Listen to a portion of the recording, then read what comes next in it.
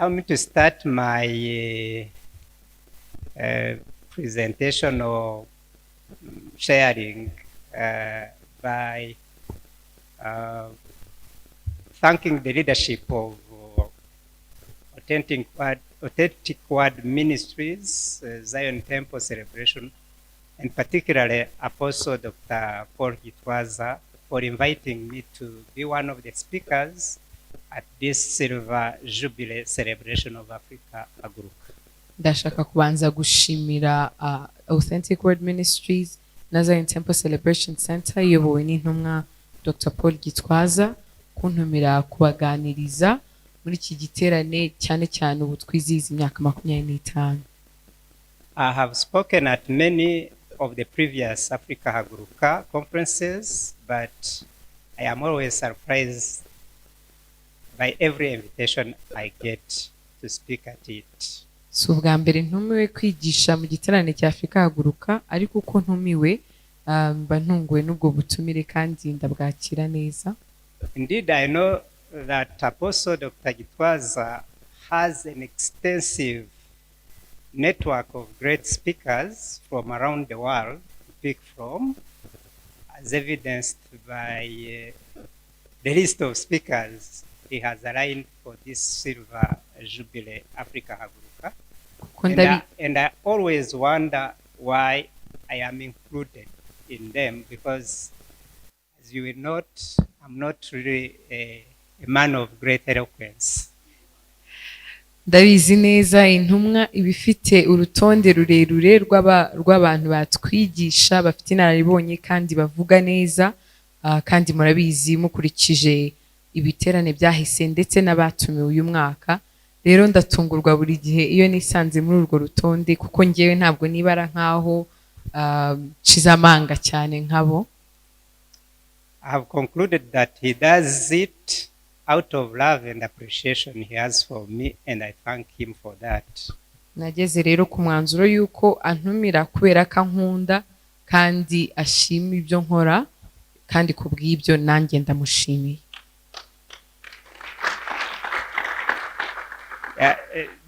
The good thing is that every time I have had to speak, I always share the stage with great and knowledgeable speakers who fill the gaps that I usually leave in my presentation and satisfy the audience. Today is not an exception.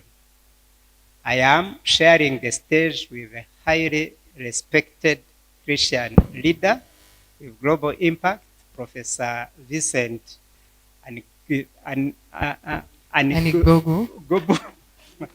I have always had difficulty to discuss the role of diaspora and the people of African descent in advancing education in Africa. Icyo nkunda nuko buri gihe baba bapanze hamwe n'abigisha bafite inararibonye, rero iyo ngize ibyo nsiga ntavuzeho babivugaho bikarangira abantu babonye message yuzuye. Kandi uno munsi nawo nuko bimeze, kuko ndi gusangira uno mwanya n'undi mwigisha ufite inararibonye kandi umuhanga.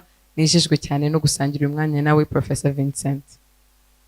I also want to take this opportunity to thank God for giving to Apostle Dr. Gitwaza the vision of Africa Haguruka, and to congratulate Dr. Gitwaza, Apostle Dr. Gitwaza, for relentlessly pursuing the vision with great success, as we have all witnessed. Ndashaka nanone kongera gushimira kubwo intumwa kubwo gukomeza uyu muhamagaro wa Afrika Haguruka atawurekura kandi awushyiramo imbaraga nyinshi cyane, kandi turabizi ko ibyo bibyara umusaruro mwinshi nk'uko tugenda tubibona. Therefore, I wish a happy Silver Jubilee to Africa Haguruka. Kubw'ibyo rero ndabifuriza isabukuru nziza y'imyaka 25 w'igiterane Afrika Haguruka. And I pray that God grant some of us here today the pleasure and the blessing of being at its golden and diamond jubilees if the Lord tarries. Amen. kandi ndabifuriza abari aha mwese tuzabe duhari tukiriho twizihiza none isabukuru y'imyaka 50, isabukuru y'imyaka 100, igihe umwami ataraza tuzaba duhari Imana nibishaka. Yeah, dear brethren, this Silver Jubilee of Africa Haguruka is themed Arise and Build Africa as One Nation Under God. Bakundwa, uyu mwaka ubwo twizihiza imyaka 25 ya Afrika Haguruka, insanganyamatsiko iragira iti haguruka wubake. Wubake Afrika nk'igihugu kimwe munsi y'Imana, y'ubuyobozi bw'Imana. It is inspired from the following two beautiful verses. Nehemiah 2 verse 17. Then I said to them, you see the trouble we are in. Jerusalem lies in ruins, and its gates have been burned with fire. Come, let us rebuild the wall of Jerusalem, and we will no longer be in disgrace. Kandi ishamikiye ku byanditswe bya Bibiliya, kimwe kiri muri Nehemiya 2:17 kivuga ngo merako ndababwira nti nimureba ko tumeze nabi ku Yerusalemu habaye amatongo n'amarembo ya hakaba yarahiye, nimuze twubake inkike y'Yerusalemu tutagumya kuba igitutsi. The other verse is found in Ezra 10:4. Rise up, this matter is in your hands. We will support you, so take courage and do it. Ikindi cyanditswe kiri muri Ezra 10:4, byuka kuko ari ibyawe kandi turi kumwe nawe, ntutinye ubikore. There can't be more inspiring, motivating, and urging Bible verses to call on and challenge us Africans to rise and build our continent. Sinzi ko hari ibindi byanditswe birushi bidusomye kudusangiza, kuduhamagarira ndetse no kudushishikariza guhaguruka nk'abanyafrika ngo twubake. To some extent, Africa is in the same state of trouble and disgrace as was Judah and Jerusalem when Nehemiah and Ezra rose up to rebuild the country. Ku rwego rumwe Afrika isa naho iri mu bibazo nk'ibyo Ubuyuda ni Yerusalemu bari barimo igihe Nehemiya na Ezra bahagurukaga ngo bongere bubake. Indeed, Africa still lags all other continents on almost all development indices. Afrika isa naho ari iya nyuma inyuma y'iyindi migabane yose ukurikije ku bimenyetso bigenda biranga iterambere ry'ibihugu n'imigabane. One such indices, the Human Development Index, HDI, shows very well our continent predicament. Kimwe muri ibyo bimenyetso kizwi nka Human Development Index cyerekana neza uburyo umugabane wacu umeze. Africa has an average HDI of 0.536, which is significantly lower than the global average of 0.697 and is lower than that of each of the other continents in the world. Africa ifite HDI twagereranya ko ari ikimenyetso kigaragaza iterambere ry'abatura gihugu cyangwa tura mugabane ya 0.53 kandi iri munsi y'isi iri ku bice 69 kandi biri munsi ya buri mugabane wose w'isi. Yet the African continent is potentially wealthier than any of the other continents in terms of natural resources. Kandi mu buryo bw'ubutunzi kamere, Afrika niyo ikize, ifite ubutunzi kamere irusha iyindi migabane yose. Africa has more than 30% of the world's mineral reserves. It has more than 40% of the world's gold, 90% of the world's chromium and platinum, etc. Muri Afurika niho hari ibirenga 30% by'amabuye y'agaciro ari mu isi, ibirenga 40% y'amabuye ya zahabu ndetse n'ibirenga 90% ya chromium na platinum.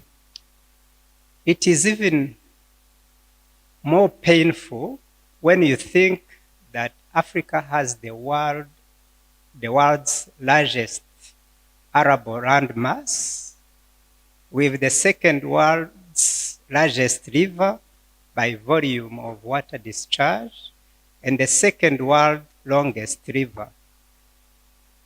And yet, it is still dependent on a country such as Ukraine, which is 1/50th of the size of Africa, for feeding our people. Bibabaje kurushaho iyo umenye neza ko Afrika ifite ubutaka burumbuka cyangwa se bwera kurusha iyindi migabane, akaba ifite uruzi rwa kabiri runini mu bijyanye n'amazi, kandi ikaba ifite n'uruzi rurerure, ariko ikaba ikigengwa n'ibihugu nka Ukraine iyo hageze igihe cyo kugura ibyo kurya bihaza abatuye umugabane.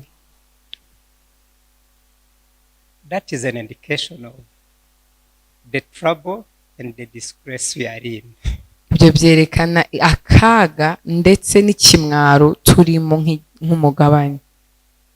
After more than 60 years of independence, during which we have been fixing our eyes on and expecting our development from our former colonial masters and from their own created institutions such as IMF and the World Bank, it is high time that we make ours the words of Ezra when he says, "Rise up, this matter is in your hands." Nyuma y'imyaka irenga 60 tugengwa cyangwa se duhanze amaso iterambere rituruka mu bakoloni ndetse bo bishyiriyeho ibigo nka IMF cyangwa se banki y'isi, igihe ni iki kugira ngo dukurikize amagambo Ezra yavuze ngo haguruka byuka ibi ni ibyawe.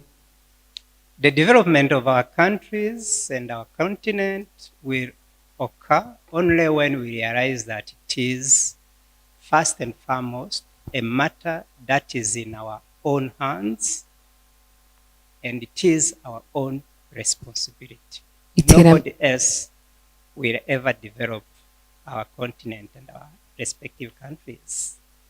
Iterambere ry'ibihugu byacu ndetse ry'umugabane wacu rizaba igihe tuzumva ko iba ari ibyacu, izari inshingano zacu zo guhaguruka tukabikora, nta wundi muntu uzabidukorera, nta wundi muntu tugomba guhanga amaso.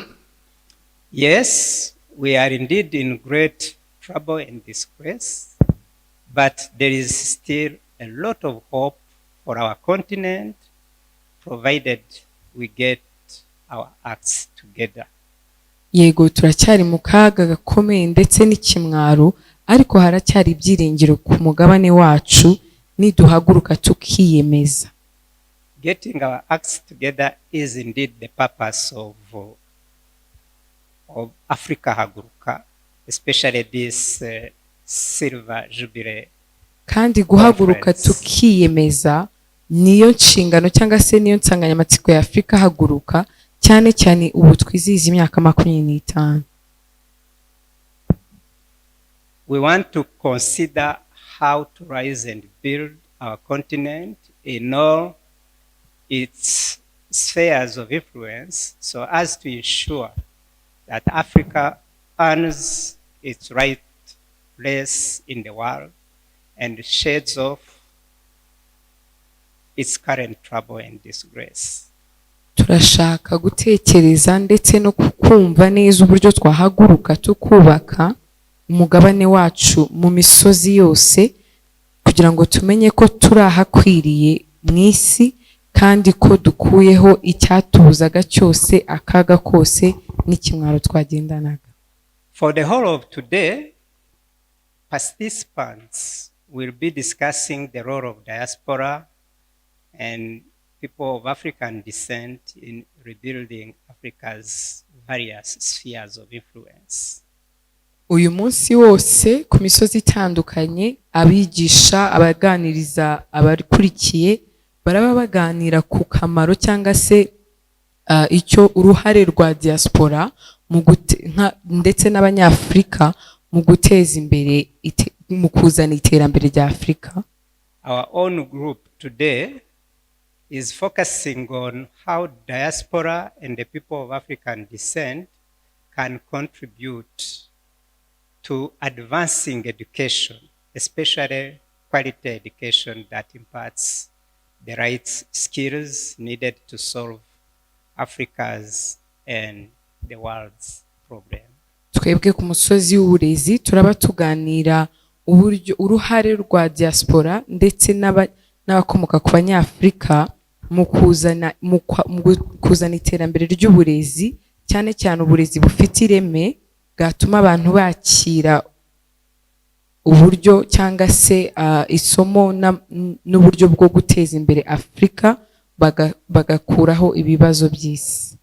I must say that by choosing Nehemiah and Ezra as references for this Silver Jubilee Conference, the preparation team has already pointed out the important role that diaspora and the people of African descent can and are called to play in rebuilding Africa in all its political, social, and economic sectors or spheres of influence.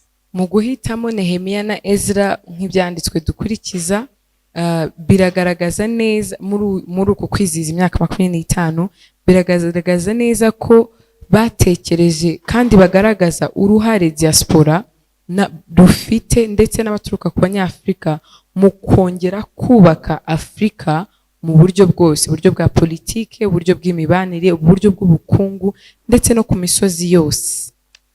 Indeed, we all know that both Nehemiah and Ezra, who played huge roles in the physical and spiritual rebuilding and renewal of the country of Israel, were from diaspora.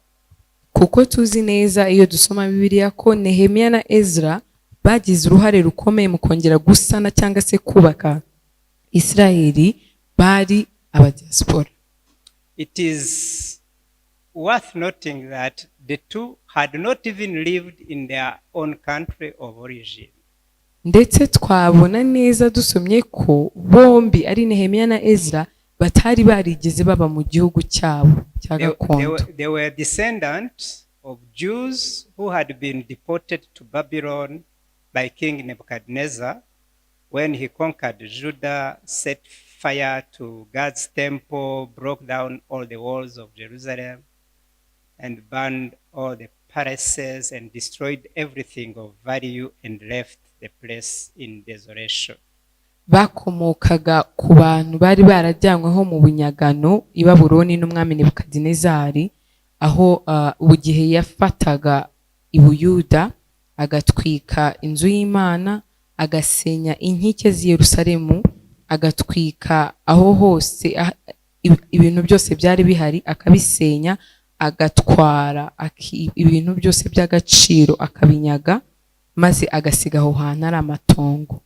Nevertheless, we see them being committed to their country of origin, constantly inquiring about it, getting distressed and pained by what was going on, and earnestly praying for it.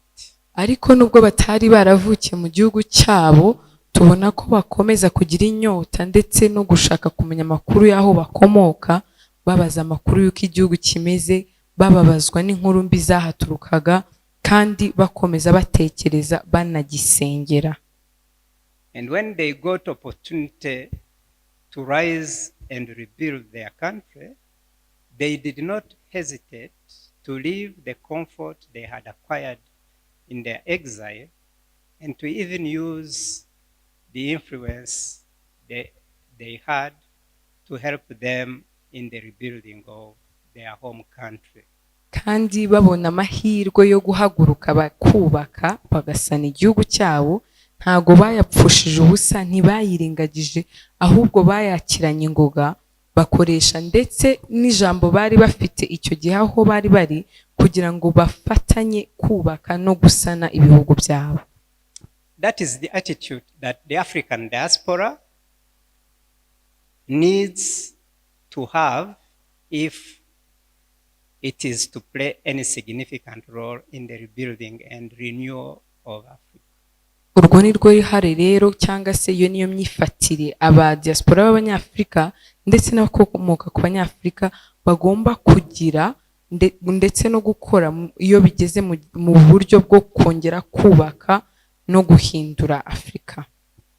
By the way, today I and Professor Vincent kind of imitated Nehemiah and Ezra. We used to live in the US, we had good jobs there, but when we felt that it was time for us to quit the comfort we had, the good jobs we had, to come and be with our people and contribute, we did not hesitate, we came.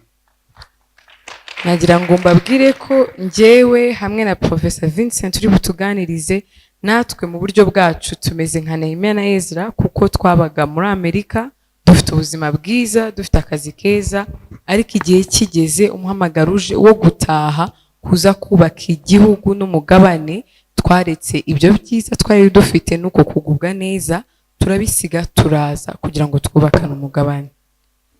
The stories of Nehemiah and Ezra, as well as that of Joseph in Genesis, show us that the usefulness of diaspora in saving and building their home countries is as old as the recorded history. Inkuru z'abantu nka Ezra, Nehemiah ndetse na Yosefu, twareba wenda ibya Yosefu mu itangiriro, bitwereka ko akamaro k'abadiaspora mu kongera kubaka ibihugu bakomokamo ari ingenzi, kandi amateka yabyo agenda kure kugeza itangiriro ry'ibihe. We have contemporary examples of diasporas that have immensely contributed to the development of their home countries. I will only cite the Israeli and Chinese diasporas. Dufite ingero zitandukanye z'amoko cyangwa se z'abantu bagiye baba b'umumaro, abadiaspora bagiye bagira icyo bakora kugira ngo bongere bubake ibihugu byabo. Ndabaha ingero gusa z'abanya-Israeli n'abashinwa. There is plenty of literature documenting the role of the Israeli diaspora in the development of Israel. Hari amateka cyangwa se inyandiko nyinshi zishyigikira kandi zerekana uruhare rw'abadiaspora b'abanya-Israeli mu kubaka Israeli. Israeli diaspora has been a significant source of foreign direct investment in Israel. Jewish entrepreneurs and investors from the diaspora have been instrumental in transforming Israel as a startup nation and one of the most innovative countries in the world. Abanya-Israeli baba muri diaspora babaye ingirakamaro cyane mu kohereza amafaranga cyangwa se kwinvestisa mu gihugu cya Israeli, kandi bagiye baba b'umumaro mu gutuma Israeli iba nk'igihugu gitangiye kandi ubu kikaba kigeza ahantu kure mu buryo bw'ikoranabuhanga, bw'iterambere ndetse na innovation. The Israeli diaspora has contributed to building up Israel's international image, protecting and defending it, and ensuring that Israel has access to huge political, economic, and financial resources from around the world that have contributed to its security, stability, and prosperity. Diaspora y'abanya-Israeli yabaye y'ingenzi cyane ndetse mu gutuma habaho kongera kubaka cyangwa se gusana ishusho ya Isiraheli, ndetse no kurinda no gusigasira amateka cyangwa se ubuzima bw'igihugu, bigatuma Isiraheli igira access cyangwa se yemererwa kugera ku bantu bafite ijambo mu buryo bwa politike, igatuma babona uburyo bw'ubutunzi ndetse n'ubukungu ndetse n'uburyo bufatika mu mpande zose z'isi, kugira ngo igihugu gitere imbere, ubu kikaba gifite umutekano ndetse giteye imbere gikize. Likewise, the rapid economic development of China over the last 4 decades can be partly attributed to the huge contribution of the Chinese diaspora, especially that from Taiwan, Hong Kong, and countries in Southeast Asia, and even beyond. Tugereranyije rero nanone urugero rw'iterambere ryihuse cyane Ubushinwa bumaze iminsi bubona, cyane cyane muri iyi myaka 14 imyaka 40 ishize, twabigereranya n'uruhare abadiaspora b'Abashinwa bagize mu kubaka icyo gihugu, cyane cyane Taiwan, Hong Kong umujyi, ndetse n'ibihugu byo muri Aziya y'Iburasirazuba bw'Amajyepfo ndetse kurushaho. The Chinese diaspora has been a major source of foreign direct investment in China. They have invested heavily in real estate, infrastructure, technology, manufacturing sectors, significantly contributing to China's economic growth. Aba diaspora b'Abashinwa nabo bohereza amafaranga menshi cyane mu guteza imbere Ubushinwa, bakaba bashyira amafaranga mu byo kubaka inyubako zitandukanye, muri technology, mu nganda zikora ibintu, ndetse no mu guteza imbere ubukungu bwose bw'igihugu cy'Ubushinwa.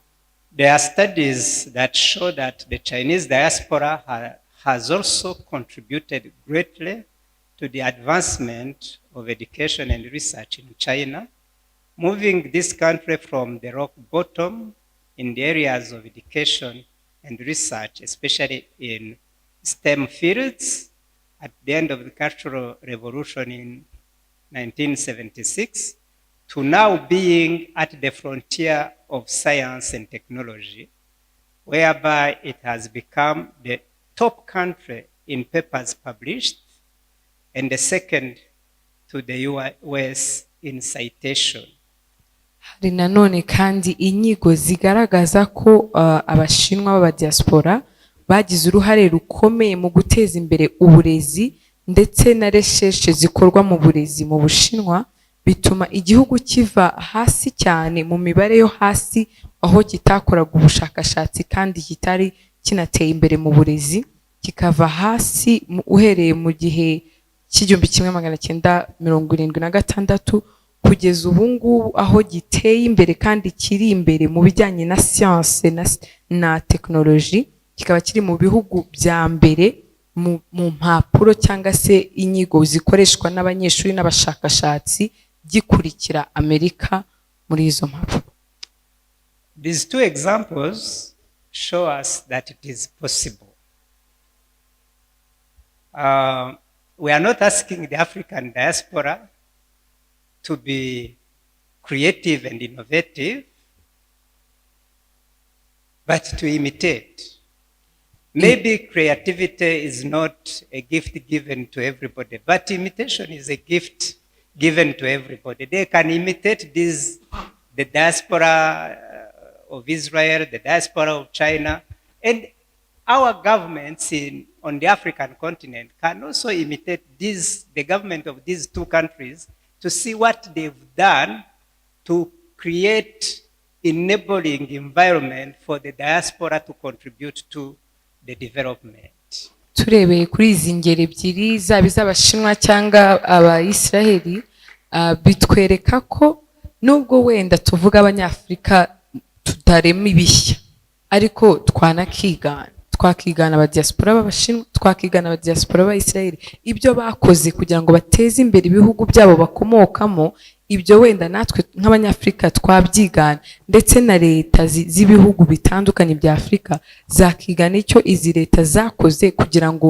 aba ba diaspora babashe gushyigikira iterambere ry'ibihugu byabo biciye mu ruhare aba diaspora bakoraga. Yeah, the African diaspora has started making great contribution to the development of our continent, even though it is not yet at the level of the two examples I've given. Yego abanyafrika b'aba diaspora nabo hari ibyo batangiye gukora mu kugira ngo bagire uruhare mu guteza imbere umugabane wa Afurika nubwo bitaragera wenda ku rugero twavuze rw'abanya-Israeli n'aba diaspora b'Abashinwa. For example, in 2023, the remittances sent to Africa from the African diaspora were nearly 95 billion US dollars, which was bigger than foreign direct investment and official development aid. Nk'urugero muri 2023 amafaranga yoherezwaga n'abanyafrika ku bandi bantu bari muri Afurika yanganaga na miliyari 95 z'amadolari.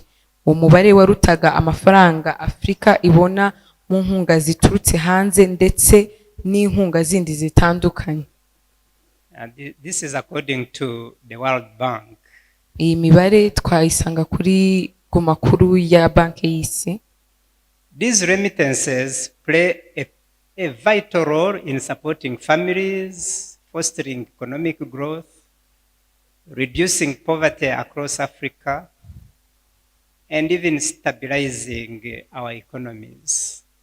Aya mafaranga yoherezwa n'abadiaspora b'abanyafrika yoherezwa muri Afurika afasha mu buryo bwinshi kuko afasha imiryango aba yoherejwemo, afasha guteza imbere ubukungu bw'ibihugu yoherejwemo kandi agabanya ubukene ku mugabane wa Afurika akanatuma n'amafaranga aba menshi muri circulation mu gihugu. The World Bank estimates that they help cover daily needs for over 200 million family members across the continent and contribute to their financial resilience, investment and savings. Biciye mu makuru tubona kuri banki y'isi avuga ko aya mafaranga yoherezwa n'abadiaspora b'abanyafrika ku bandi banyafrika bo mu miryango yabo afasha byibura guhaza cyangwa se gufasha iby'ibanze abantu bagera kuri miliyoni 200 bari kuri no mugabane kandi agatuma babasha kugira kwifasha mu buryo bw'ubukungu babasha kubika no kuzigama. This is what I could say about the general contribution of the diaspora, the African diaspora, to the development of our countries, our continent. Now let us look at what can be done for this African diaspora to contribute to the advancement of education. Ibi rero nibyo nabasangizaga ku bijyanye wenda n'imibare ihari n'ibyafashwe n'ibyizwe, ariko none reka turebere hamwe n'iki diaspora y'abanyafrika yakora mu guteza imbere uburezi. We know that there are growing numbers of African diaspora and people of African descent that are involved in education fields in various roles, including teaching, research, administration, policy making, consultants in the countries where they live. Tuzi neza ko hari imibare myinshi igenda yiyongera y'abanyafrika b'aba diaspora ndetse n'abantu bakomoka ku banyafrika bari mu burezi, bari mu nshingano zitandukanye, bigisha, bakora ubushakashatsi, bakora muri administration, bashyiraho amategeko ndetse n'ibindi bintu bitandukanye bishamikiye ku burezi. I was not able to get access or to come across the numbers of these professionals because of lack of centralized statistics on them. Ntabwo nabashije kubona amakuru afatika y'ibigereranyo by'abo ba diaspora b'abanyafrika cyangwa se abakomoka ku banyafurika bari muri education cyangwa se bari mu burezi, kubera ko tudafite ikusanyirizo ry'amakuru rihuye riri hamwe agiye atatanye. If I had had longer time, I could have probably gotten statistics from North America, statistics from Europe, statistics from Asia, from Oceania, and then put together and have an idea of how big is this potential resource that could contribute to education advancement in Africa. Mfite umwanya uhagije wenda nashaka amakuru yo muri Amerika y'Amajyaruguru, nkareba mu Burayi, nkareba muri Oceania, nkareba amakuru y'Abanyafrika bari muri izo diaspora bari mu burezi, noneho nkayateranya nkabasha kumenya ngo nuwuhe mubare fatizo turi kuvuga iyo tuvuga Abanyafrika ba diaspora bari mu burezi. Despite this lack of detailed and comprehensive statistics, data on African diaspora involved in education and research in their countries of residence, there are various impactful strategies that this community, in collaboration with policymakers and implementers in Africa, they could leverage to make meaningful contribution to enhancing educational opportunity and outcome in Africa. Twirengagije ko ayo makuru mbabwiye adahari, imibare ifatika igaragaza uruhare cyangwa se umubare w'Abanyafrika b'aba diaspora bari mu burezi cyangwa se mu bushakashatsi mu bihugu barimo. Hari uburyo butandukanye twashyiraho kugira ngo Abanyafrika bari muri diaspora bakorane n'abashyiraho amategeko ndetse n'abayashyira mu bikorwa muri Afrika, bakoreshe iyo naribonye yabo ndetse bagira icyo batanga mu kugira ngo uburezi bugire iheme rifatika kurushaho kandi habeho n'amahirwe menshi kurushaho ibijyanye n'uburezi muri Afrika. Some of these strategies include partnership and collaborations. The African diaspora can play an important role in establishing partnerships between Africa's educational and research institutions and educational and research institutions, foundations, central and local governments in their countries of residence to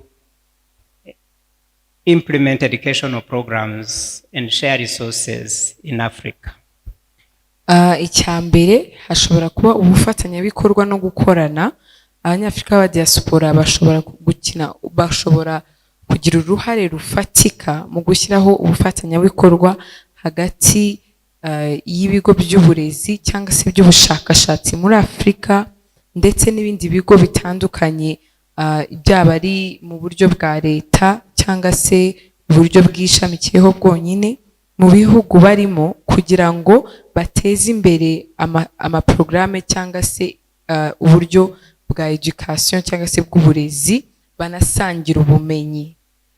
These partnerships and collaborations, including academic exchange, joint research and publication, significantly improve the ranking of African universities, in addition to contributing to the transfer of knowledge and technology.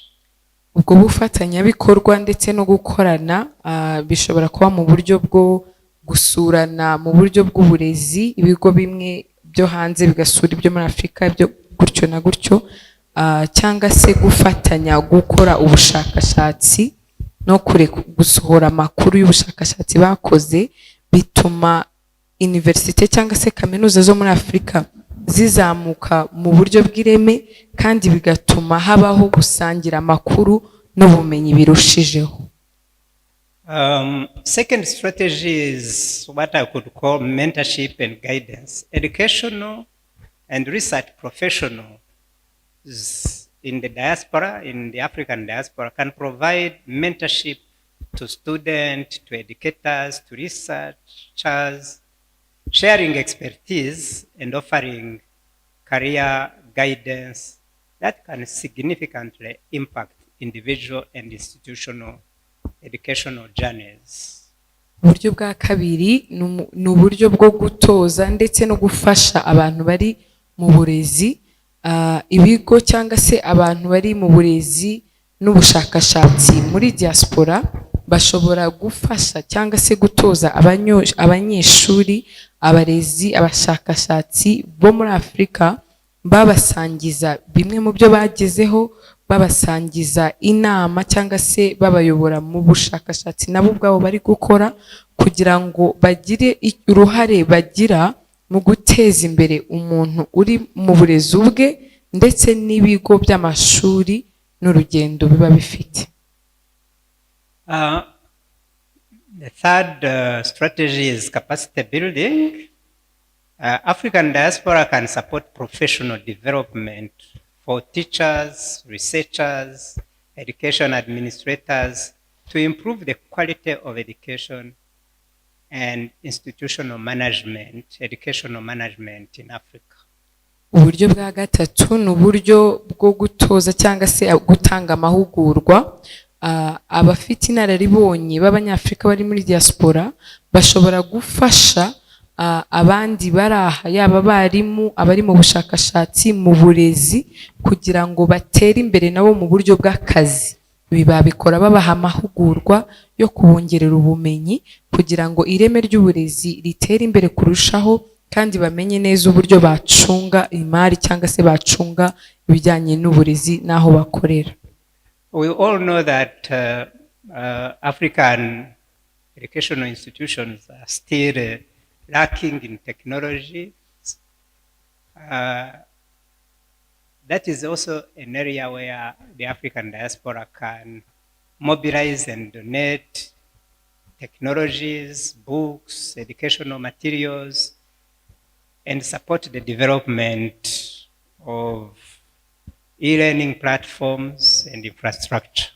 Ikindi kandi tuzi ko mu bijyanye na technology ndetse mu bifatika hakirimo gukena cyangwa se hakiri ibyo tugikeneye. Rero aba diaspora b'Abanyafurika bashobora gufasha gutera inkunga mu buryo bwa technology, mu kugura ibitabo, mu gutanga imfashanyigisho, ndetse no gufasha uburyo abantu bajya biga hakoreshejwe ikoranabuhanga, kugira ngo bigire ku ma platforms atandukanye, ku mbuga nkoranyambaga cyangwa se n'izindi mbuga zitandukanye, ndetse bashobora no gutera inkunga uburyo bwo guteza imbere inyubako wenda zijyanye z'ahantu h'amashuri, ibigo by'amashuri. Another strategy is that of advocacy and policy support. Drawing from their expertise and experiences in their countries of residence, Africa diaspora can engage in advocacy to promote educational reforms, raise awareness about educational challenges, and influence policy changes in Africa. Ubundi buryo bashyigikira ni mu bukangurambaga bakoresheje inararibonye ryabo, ndetse mu bihugu barimo batuyemo ubu ngubu abadiaspora b'Abanyafurika bashobora gukora ubukangurambaga kugira ngo bateze imbere cyangwa se bashyigikire, bashishikarize guhindura amategeko ajyanye n'uburezi, cyangwa se bakora ubukangurambaga ku bibazo uburezi buhura nabwo, ndetse bagire n'icyo bavuga n'ijambo ku mategeko mashya agenga uburezi muri Afurika. Another strategy is that of using their financial wealth to fund students by giving scholarships, but also by linking Africans to institutions that provide scholarships or bursaries that would help students get quality education and pursue higher studies in the countries where these this diaspora reside. ubundi buryo bashobora gukoresha ubutunzi bwabo kugira ngo bashyigikire mu buryo bufatika bw'amafaranga abanyeshuri batanga burse zo kujya kwiga, bashobora gutanga ubwo bushobozi cyangwa se bagafasha guhuza abanyeshuri n'andi maporogaramu atanga burse zifasha abanyeshuri kujya kwiga gukomeza amasomo yabo. I mean, it is obvious that I can't be exhaustive in strategies that can be deployed. Those were just examples of things that the African diaspora and people of African descent can put in place, of course, in collaboration with policymakers and policy implementers in their countries of origin, in order to facilitate their contribution to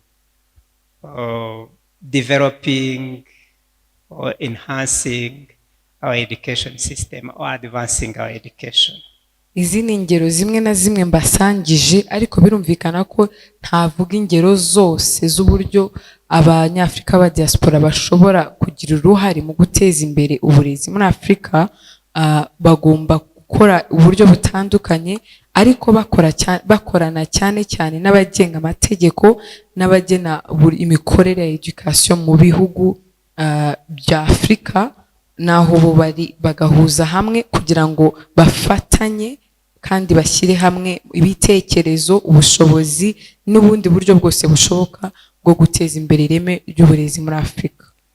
I am insisting on that collaboration with policy makers and policy implementers on the African continent, because no amount of will, resolve, determination on their part, on the part of the African diaspora, will yield results if they are not facilitated by the policy makers and implementers on our continent.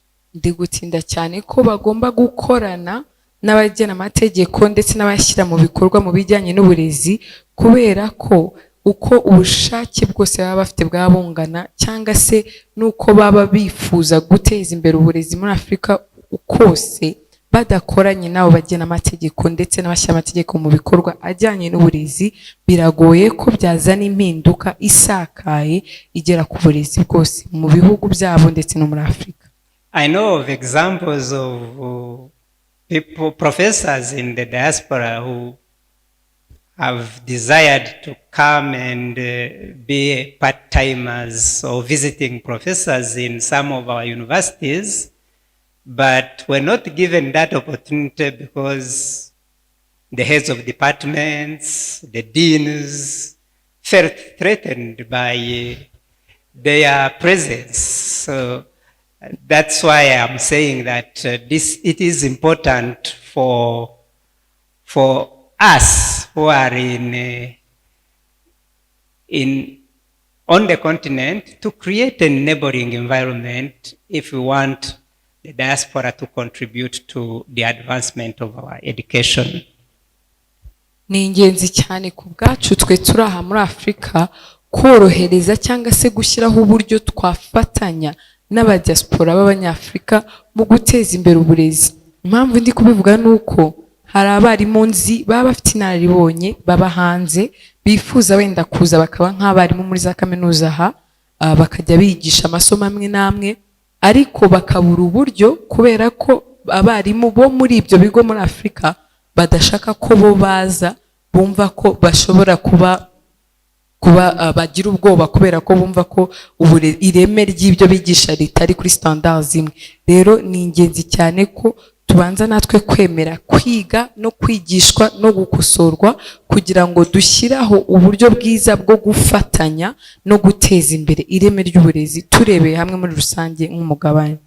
And yet there can't be any better way of quality assuring our education than accepting professors from other universities to come and teach at our universities, do research at our universities, contribute partially or for a short period, because that enables us to know if our students are at the international levels. They come and check if our programs meet the standards. So sometimes we deprive ourselves of an opportunity to quality assure our universities. kandi ndababwiza ukuri ko nta buryo bwiza cyane kurusha ko twemerera nk'abarimu bigisha ku bigo byiza cyangwa se biteye imbere mu buryo bw'uburezi mu bindi bihugu kuza gufatanya n'abarimu bacu ahangaha bakajya bigisha n'abanyeshuri bacu tukareba koko ese abanyeshuri bacu bafite uburezi bufite ireme kandi buri ku rwego mpuzamahanga cyangwa hari ikintu tugomba gukosora. Iyo tudakorana nabo, iyo tutabemerera kuza kwigisha, nta buryo tuba dufite bwo kumenya neza niba abanyeshuri bacu bafite uburezi buhagije kandi bungana na standard cyangwa se n'urwego mpuzamahanga. Rero ni ingenzi ko tubemerera bakaza bagakorana natwe abo barimu bakigisha mu bigo byo muri Afurika, bagakora ubushakashatsi hano muri Afurika, bagateza imbere uburezi bwacu, bagateza imbere abanyeshuri biga nabo bakazavamo abantu bafite uburezi bufite ireme. So I wish to conclude saying that there is no doubt that the current African diaspora and people of African descent can and will play a vital role in the rebuilding of the African continent in all its spheres of influence, provided that, like Nehemiah, Ezra, and Joseph, firstly, they remain seized of the situation obtaining on the continent. Rero ngana ku musozo ndashaka gushimangira ko rwose nta kabuza abanyafrika ba diaspora ndetse n'abakomoka ku banyafrika bazagira uruhare rufatika mu iterambere ndetse no kongera kubakika k'umugabane wa Afurika mu misozi yose.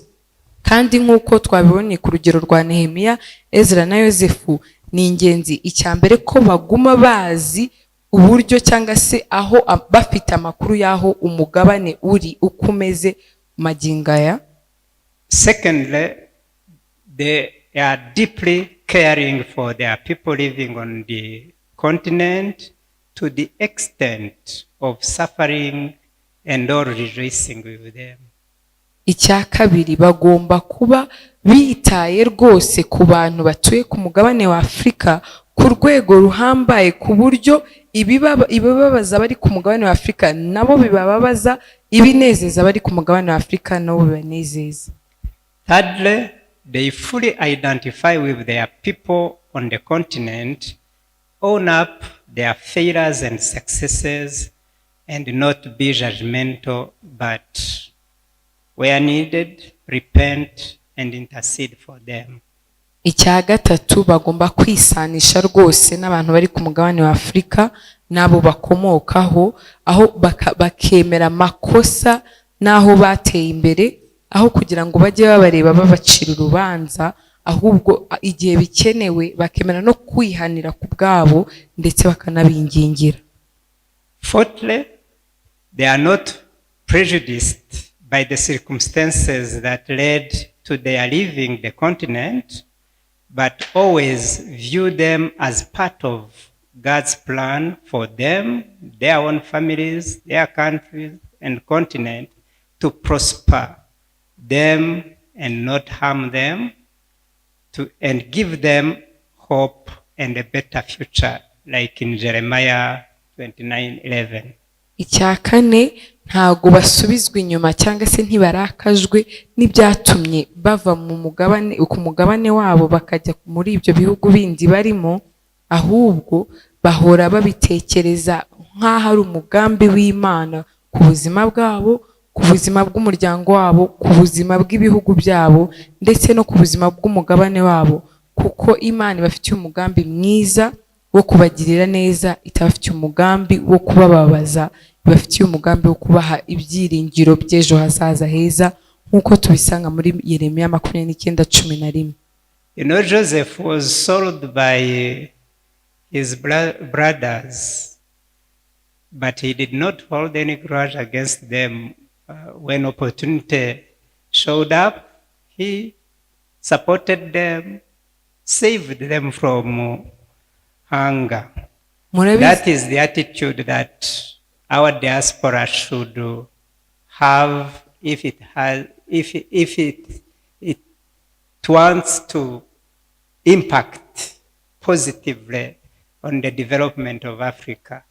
murabizi ko yosefu yagurishijwe n'abavandimwe be ariko igihe kigeze yarageze mu butegetsi yari umuntu ukomeye igihe kigeze ko we abafasha ntago yabarakariye cyangwa se ngo agire inzika y'ibyo bakoze ahubwo yafashe ayo mahirwe arabafata abagirira neza iyo niyo myifatire abanyafurika b'abadiaspora bagomba kuba bafite ku bijyanye n'umugabane wabo kugira ngo amahirwe naza yo kugirira neza umugabane yo guteza imbere umugabane bayafate bayakoreshe bayabyaze umusaruro.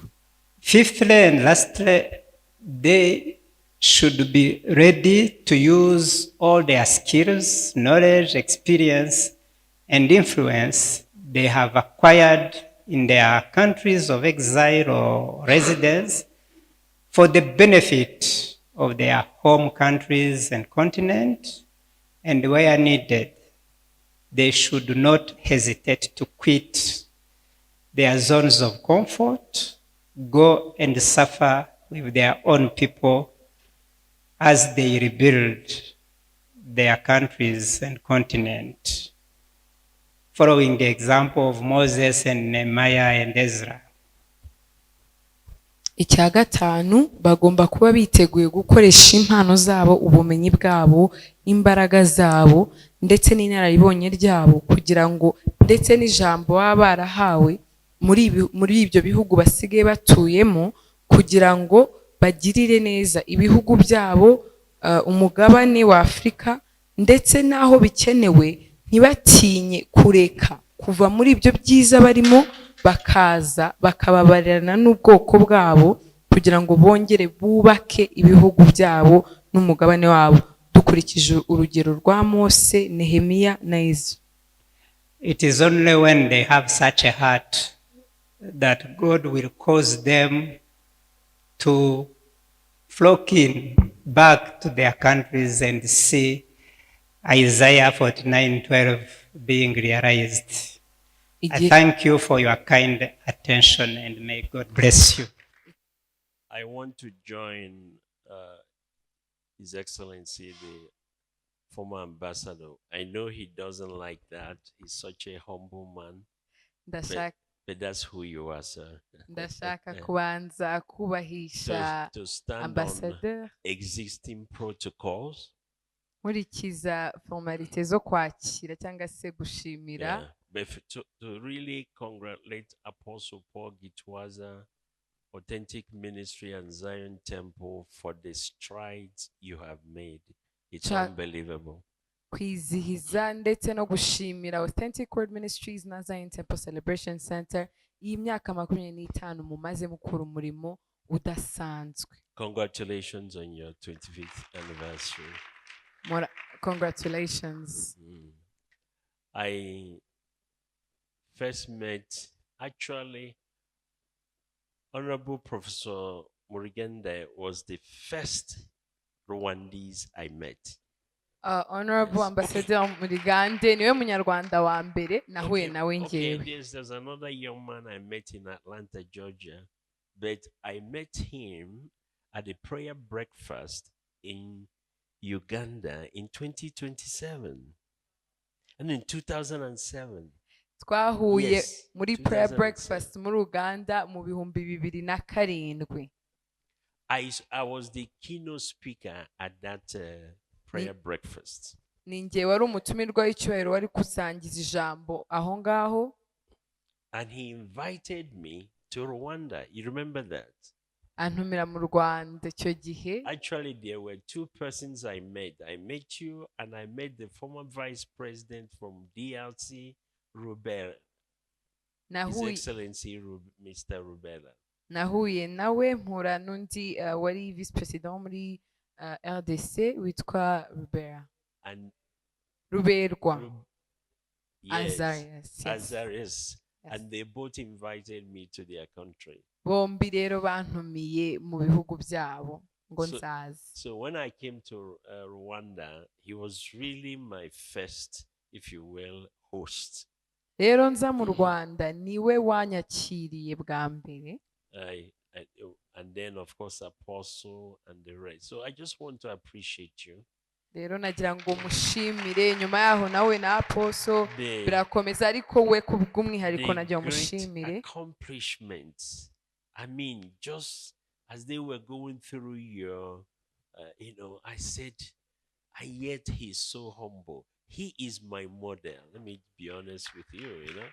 I want to be like you. Ndamushimire cyane, ni umugabo wageze ku bintu byinshi bikomeye, mwabyumvise basoma umwirondoro we batanarangije, ariko aciye bugufi cyane, ambera urugero rwiza. Ndamushimiye stayed in touch ever since. kandi kuva icyo gihe dukomeza dusabana. I want to appreciate all the pastors. I was expecting you to see you at the Authentic Ministry. Now you're a pastor. Are you here at the university? Okay, you're now pastoring. Okay, that's excellent. Every time I come, he's the one that interviewed me at the Authentic Radio. Yes, so I associated his face with the radio. uko nazaga mu Rwanda buri gihe Pastor D niwe wankoreshaga interview kuri radio ya Authentic cyangwa Radio O. Rero byantunguye, ubu ngubu nyine asigaye ari umushumba, kumubona nk'umushumba. Papa, thank you so much. So good seeing you, sitting right behind you. You've retired from the university, right? Ndashimira n'umubyeyi nawe yakoraga muri kaminuza. I want to welcome all the pastors from is it Burundi? Bujumbura? Ndakira n'umushumba w'Ibujumbura i Burundi. Yeah, the late president hosted me at least twice. May God bless his soul. Perezida witabye Imana hari igihe yigeze kuntumira arananyakira. I want to share my disappointment too with His Excellency Honorable Professor Murigande. Where are the students? Kandi nanjye ndasangira akababaro rwose na Ambassadeur Murigande, abanyeshuri ko batitabira amasomo. You can invite such quality, not me, but at least Professor Murigande, and not have people to listen to that. Ntabwo biba ari byiza gutumira abantu bafite inaribonye kubasangiza ntibaze kwiga. Of course, I know they will watch the recording. Ubwo bategereje kureba wenda kuri online. Maybe some kind of a relationship should be established with the university community, ariko bikaduha wenda n'inama y'uko tugomba kuzagirana ubusabane bwimbitse n'amakaminuza. Let them actually be part of formulating the questions that we ask, so that they can take ownership. Kugira ngo nabo bajye baba bafatanyabikorwa mu gutegura cyane cyane no masession kubwuriza. Thank you again for the invitation. I've been speaking every day since I came, so I think the last milk in me is what you people are now pulling out. Kuva nagera i Kigali buri munsi mba ndi muri session, ubu rero muri gufata ku byanyuma. When I leave here, I'm heading straight to the airport because I'm leaving today. Ndava hangaha ngenda ku kibuga cy'indege. But don't worry, I'm already leaving dry. They have milked me. Ariko ntimugire ikibazo, ibyo nari mfite byose babinkuyemo. Praise the Lord. Imana ihabwe And I want to icyubahiro. appreciate Professor Murigande for excellent foundation you have laid. Kandi ndashimira Honorable Murigande kuko yashyizeho imfatiro ikomeye. Every nation that has ever developed buri gihugu icyo ari cyo cyose kigeze gutera imbere set up a system to take advantage of the diaspora. gishyiraho uburyo bwo gukorana n'abadiaspora. Singapore was developed by their diaspora. Singapore yatewe imbere n'abadiaspora. India, Ubuhinde, South Korea, Korea y'Amajyepfo. But I have found out I came back to I lived in America for 30 years. nabaye muri leta zunze ubumwe za amerika imyaka 30. I went to America in 1976. nagiyeyo mu 1976. I finished my PhD in 1986. ndangiza impamyabumenyi yanjye y'ikirenga mu 1986. So don't be deceived by my looks. I'm an old man. nimunyitiranye ndi umuntu ufite imyaka ikuze. And then I came back to Africa in 2006. nagarutse muri afurika mu 2006.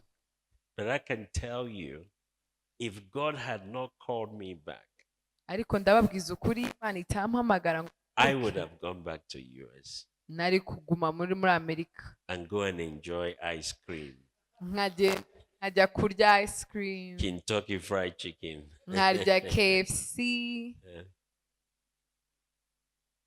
I just came back from America on Thursday, a week just last week. icyumweru gishize nari ndi muri leta zunze And ubumwe za amerika.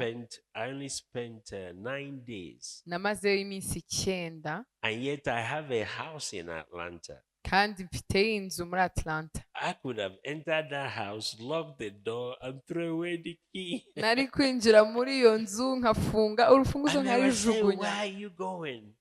ndibaza ati ugiye he? I say, I have a work to do. nyambwa mfite umurimo wo And gukora. it's like a fire in my body. byari bimeze nk'umuriro ubirarana muri njye. So there are many diasporans that really want to come back. hari abadiaspora rero benshi bashaka gutaha. But one of the things that limiting them is creating the right environment. ariko ikintu kibabuza cyangwa se inzitizi buhura So nayo my niyo talk this morning is, how do we create the right environment that will attract them?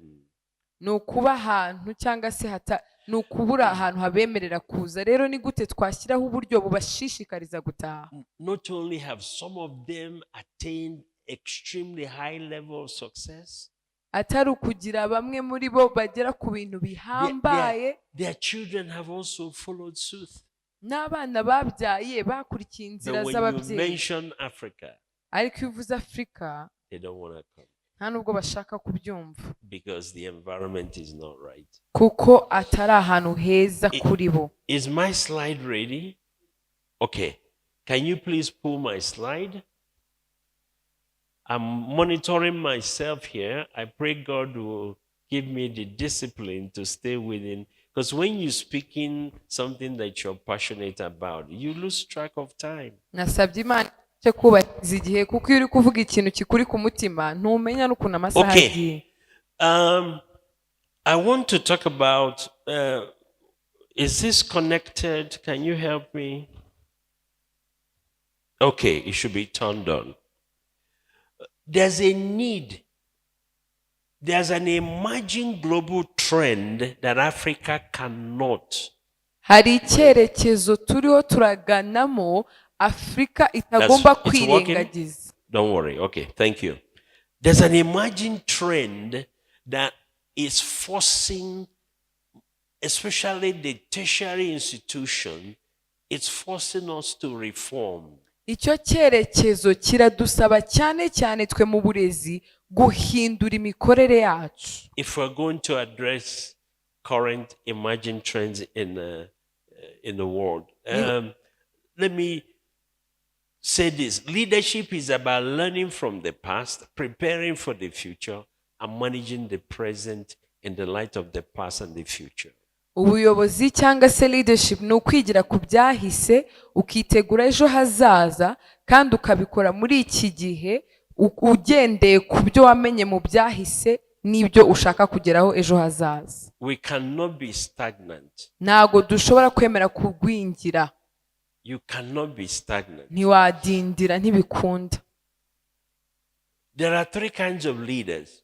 hari abayobozi b'ubwoko butandukanye. Traditional leaders. dufite abayobozi b'ubwoko bwa gakondo backwards. baguma bareba And I iby'inyuma. see this in the academic world. kandi ndabibona ndetse no mu burezi. Professors still teaching the way they used to teach when the world has moved on. abarimu bigisha mu buryo bwa kera kandi isi igeze kure. Conservative leaders just want to preserve the status quo. abayobozi bashaka kubika cyangwa se kugumana ibya kera, uburyo bwa kera, imikorere ya kera. We need strategic leaders. Ariko muri ino minsi dukeneye abayobozi batekereza bazi ibyahise, but also know what the future is headed. ariko bakamenya n'aho icyerekezo kiri And so with kutuganisha. understanding of the past and the future, rero gusobanukirwa ibyahise n'aho dushaka they kujya, lead in the moment. bagenda muri uwo mwanya.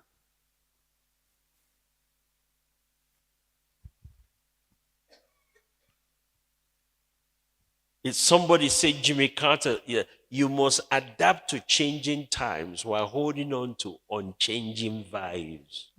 Perezida wacigiye wo muri Amerika witwa Jimmy Carter yaravuze ngo ugomba kugendana n'ibihinduka n'ibihe bihinduka, ariko ukigumanye indangagaciro zitahinduka.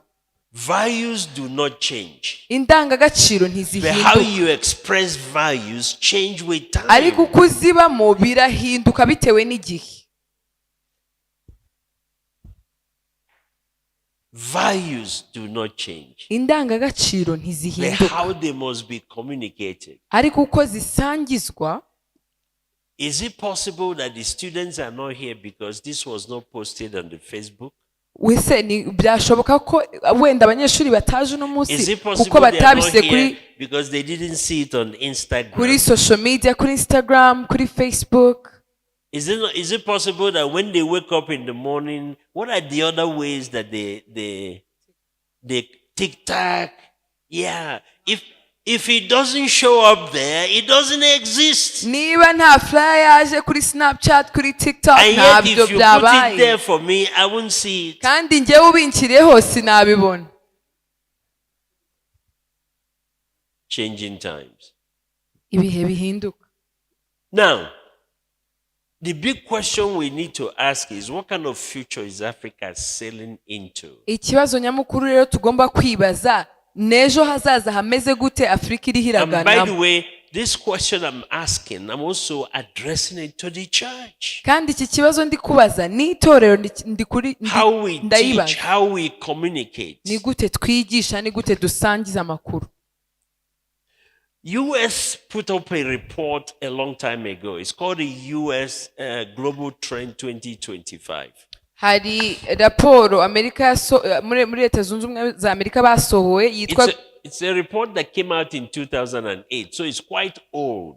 yasohotse mu 2008, hashize igihe, But it's still relevant. ariko iracyafite akamaro.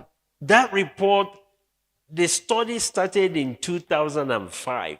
In 2005, US were looking 20 years ahead and asking themselves question, what would the world look like 20 years from now? Iyo raporo inyigo zayo zahereye mu 2005, Amerika ishaka gusobanukirwa ese imyaka 20 iri imbere isi zabigana he. So what I'm showing you here is what US saw 20 years ago.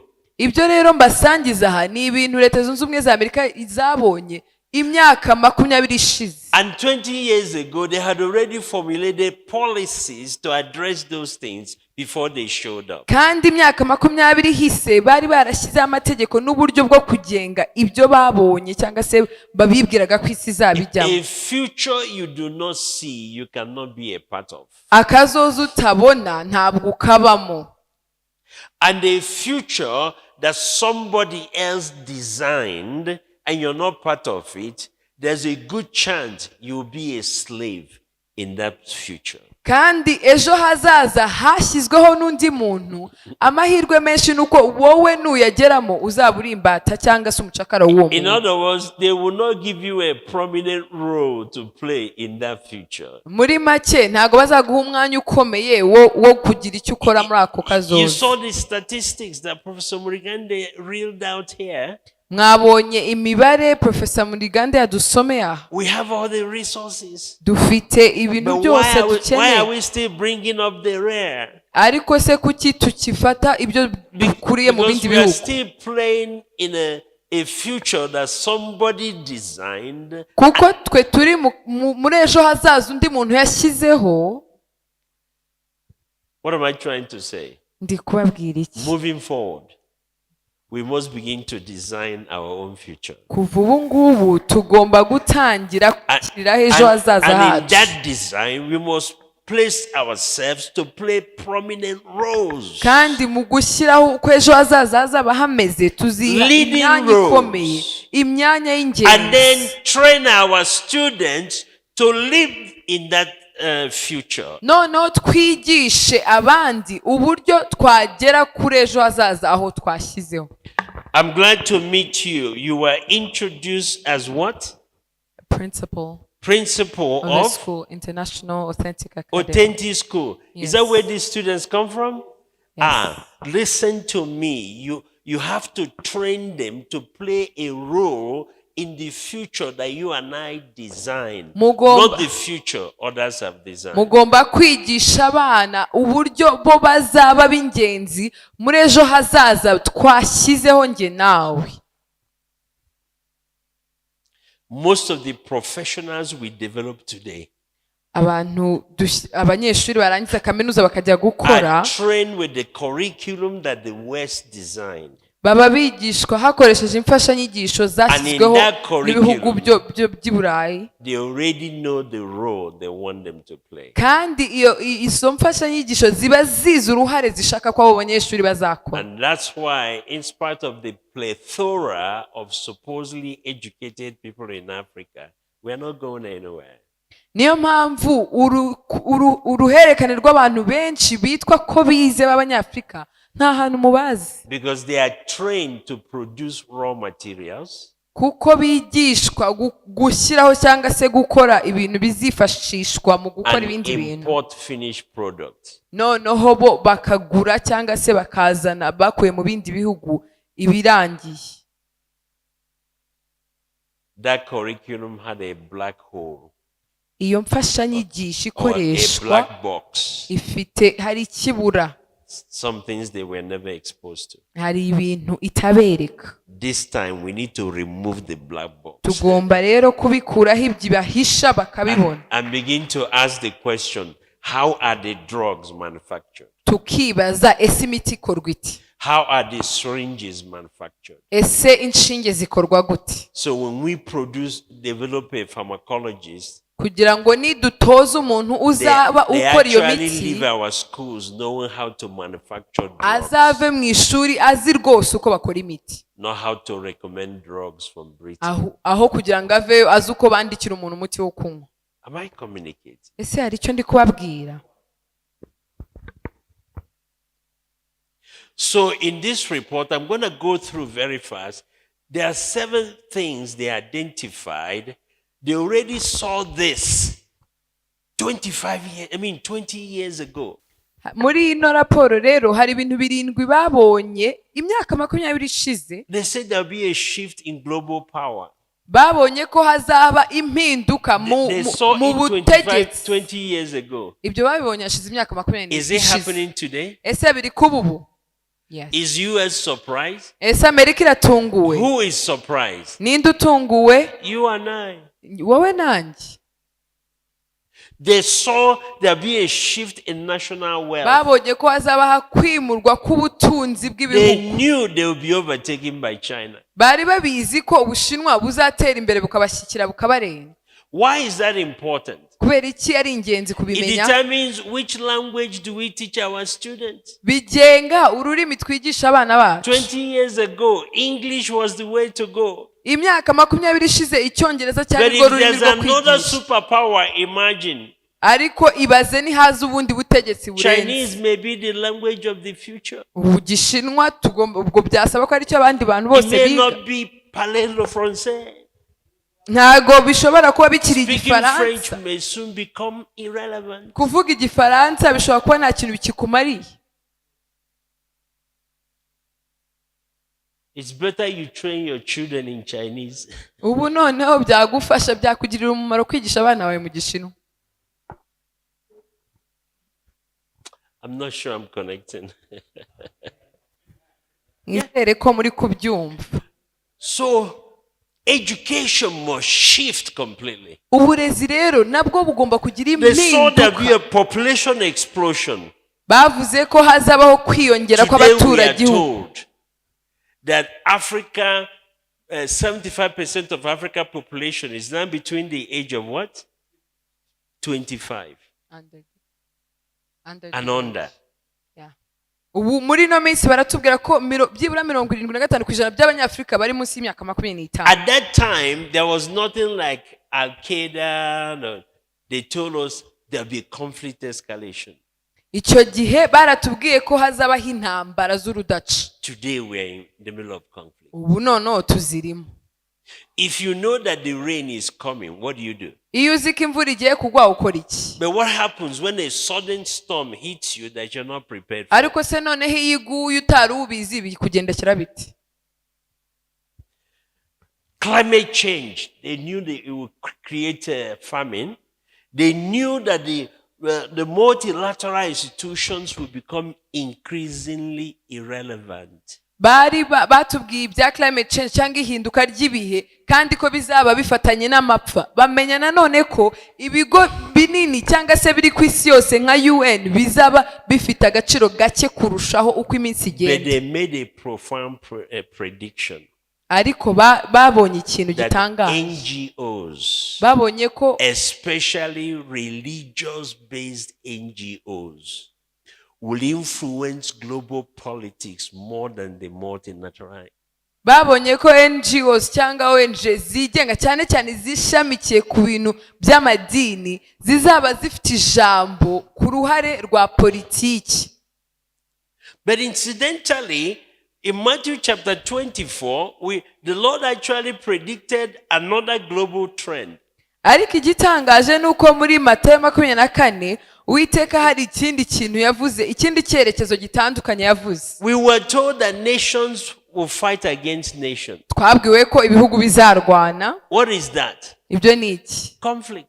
Ayo ni amakimbirane. We were told that kingdoms will fight kingdoms. Twavuze ko amami azarwana. Ibyo ni iki? Amakimbirane. We were told that there will be terrible earthquake. Hatubwira ko hazabaho natural disaster. Hazabaho ihinduka ry'ibihe. Hazabaho inzara. We are not told what will cause it. Ntago batubwiye ikizabitera. Climate change. Bari batubwiye ko bizaterwa n'impinduka y'igihe. We were told there will be horrible epidemics. Ko hazabaho ibyorezo. And yet COVID came, we were shocked. Hanyuma COVID ije turatangara.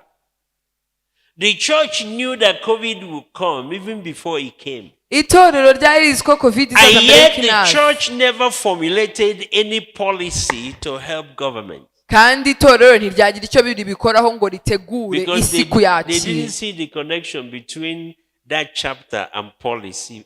Kuko batari babonye aho icyo cyanditswe gihurira n'amategeko cyangwa se n'ibyo dushyiraho. You know, it's so sad that the church walked into epidemics just like the rest of the world. Nukuri birababaje ko itorero ryisanga mu cyorezo n'isi yose. They were warned 2000 years ago that it was coming.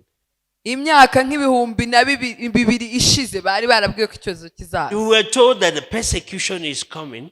Hazabaho gutotezwa. We were told that many are going to fall away. Ko benshi bazagwa. So according to Matthew chapter 24, dukurikije rero Matayo 24, the emerging global trends are what? Increase in deception, hariho icyerekezo cyo kwiyongera conflict escalation, kw'intambara, natural disaster, famine, kw'inzara, horrible epidemics, kw'ibyorezo, persecution of Christians, ko kutotezwa kw'abakristo, ko kugwa kwa benshi. But also it says that the gospel of the kingdom will be preached. Ariko iratubwira ko ubutumwa bw'ubwami buzabwirizwa.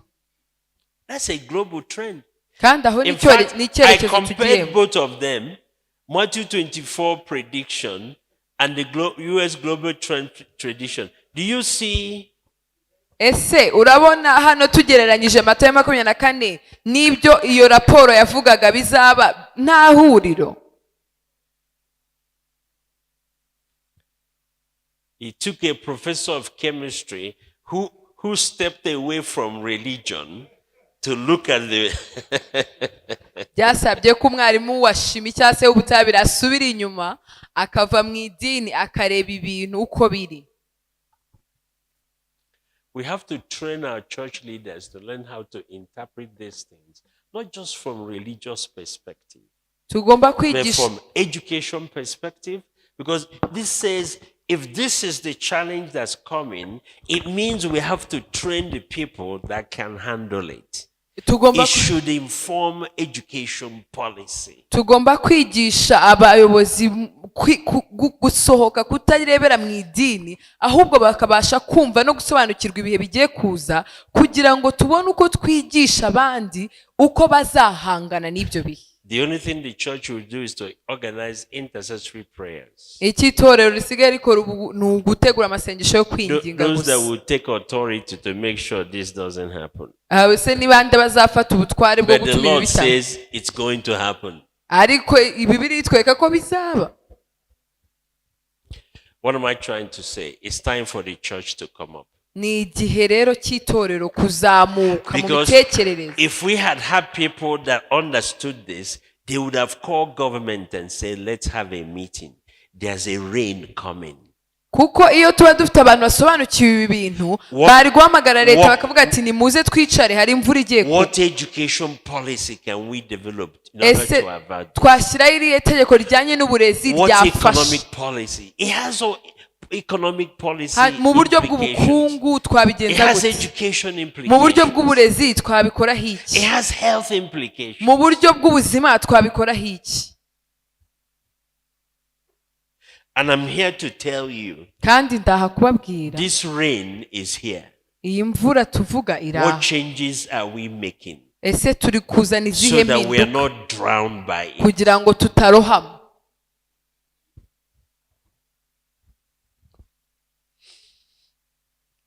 Proverbs 23 says, the prudent person with insight, what does he do? When he foresees danger coming, he prepares for it. Mu migani 22:3 baratubwira ngo umunyamakenga iyo abonye ibibi bije arabyikinga. You call a meeting Utumiza inama and bring all stakeholders together. ukazanya abafatanyabikorwa There's a hamwe future emerging. ukababwira ko hari ejo And if we hazaza don't mugomba gutekerezaho strategize, kandi nimutitegura It can sink us. izabarohamisha. But if we prepare well, Ariko nitwitegura neza like Noah, nka Nowa we will float on top tuzaba of the hejuru problem. yabyo. Amen. We will build a boat Tuzubaka inkugi that will float. izareremba hejuru. Whether you like it or not, Wabishaka we utabishaka must build tugomba kubaka Noah's ark inkugi ya Nowa in the health, mu buzima, in the economy, mu in bukungu, education, mu burezi, if we're going to survive. turi abantu bo kurokoka. It's not going to be business as usual. Ntabwo tukora ibintu nk'ibisanzwe. So, but then, it's amazing that in Matthew chapter 25, Noneho muri Matayo 25 in 24, mu gice cya Jesus 24 showed the problem. Yesu yaberetse In ikibazo. 25, Muri he showed 25 the solution. abereka igisubizo. Why? Because if you go back to 24, let's go back there quickly. Kuko nusubira mu gice cya 24 Let's go back. Please forgive me for taking you back. For example, when nations fight nation and kingdom fight kingdom, what are the fallouts from that conflict? kuko nk'urugero ibihugu nibirwana amami narwana niki kizaba? What are the social fallouts? Niki kizaba? Families are displaced. Abantu barimurwa And when they are displaced, kandi iyo they have bimuwe need for food, they bakenera have ibiryo, need for medicine, they bakenera have need imiti, for education. bakenera uburezi. And today, I don't know what the estimate is. The number of refugees in Africa. What is the current estimate? Does anybody know? Worldwide it's 114 114 million. worldwide. But in Africa, I think it's approaching 7 million. 70 maybe. 70 70. Refugees. 70 million in Africa. Yeah. They are all suffering from all these consequences. Nation fighting nation. They are suffering from natural disasters. They are suffering from famine. They are suffering from all these things. It's happening. Imibare y'abantu bimurwa bahinduka impunzi kubera ibiza cyangwa se intambara iragenda yiyongera kandi biri kuba ubu ngubu magingayo. Okay, what's the social interventions that are needed? Noneho se ni iki gikenewe? Healthcare, through of us. Hakenewe kwitabwaho mu bijyanye n'ubuzima, ibiryo, clean water, amazi meza, inzu, aho kuba, uburezi, and then other amenities that they need. Ndetse n'izindi baba bakeneye. These issues are real. Ibi bibazo birahari. And 70 million is not a small number. Nka miliyoni 70 ntago ari umubare muto pe. Do you think the Lord is interested in them? Ese uribaza ko Uwiteka bitayeho? You better believe. Nizere kubizi ko abitayeho. I will show you why what I'm saying is still connected to education. Ndabereka uburyo ibyo ndi kubabwira bihura n'uburezi. How many people are affected? We just said 70 million. Nka miliyoni 70 z'abantu zigirwaho ingaruka n'ibi biza n'izi ntambara. You are the church of our Lord Jesus Christ. Uri itorero ry'umwami wacu Yesu Kristo. You are the light of Africa. Wowe uri umucyo wa Afrika. Will you see this problem and ignore it? Iki kibazo urakireba maze ukireberere gusa ntugire icyo gikoraho. If you do, you are not his. Nubikora ntago uri uw'Imana rwose. You are doing church to entertain yourselves. Uri gusenga gusa kugira ngo wishimishe. You're not seeing church as a tool for solving problems. Ntago uri kubona itorero nk'igisubizo cy'ibibazo. Okay, let's go further.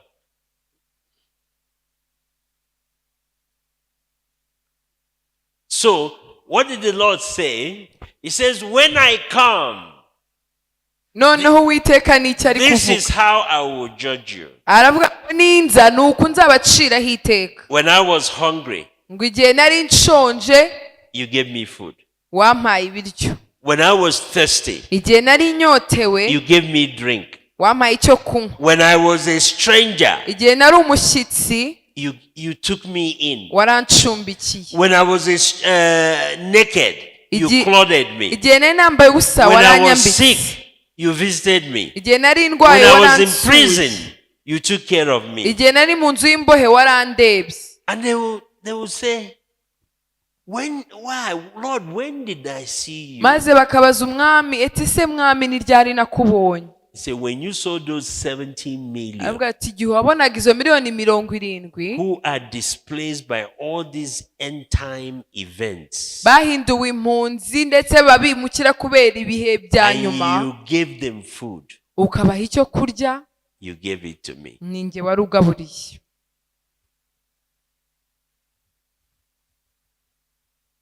What am I trying to say? If the church does not address the consequences of end time events, itorero nidahangana n'ingaruka z'ibihe bya nyuma, you are not connected to God. Ntago uriko muri kunyumva neza. You're having your own program.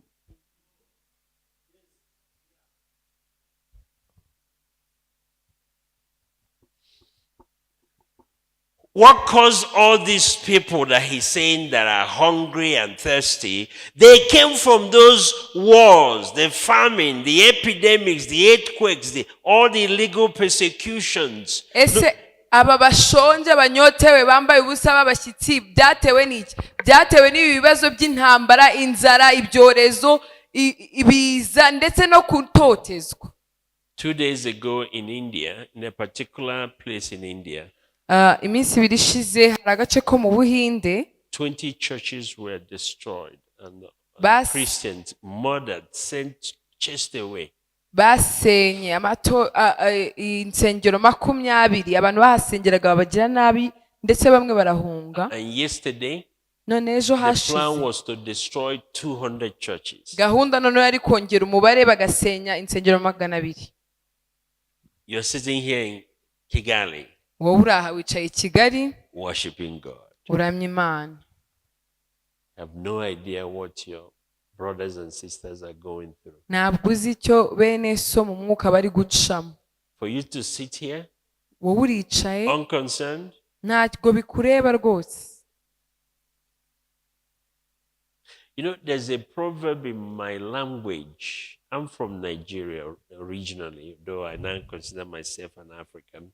hari umugani dufite iwacu, nturuka muri Nigeria ariko ndi umunyafurika. The proverb says, when you see a guinea fowl being roasted, you know, chicken that sees a guinea fowl being roasted must not laugh, because one day, what do you call a guinea fowl? Inkware. You say a chicken that sees a guinea fowl being roasted on the fire iyo inkoko ireba inkware bari kuyotsa ku muriro should not laugh, ntabwo igomba guseka, because one day kuko umunsi what ukurikiyeho happened to that guinea fowl may happen to it. ibyo biri kuyibaho, iyo nkoko niyo ikurikira.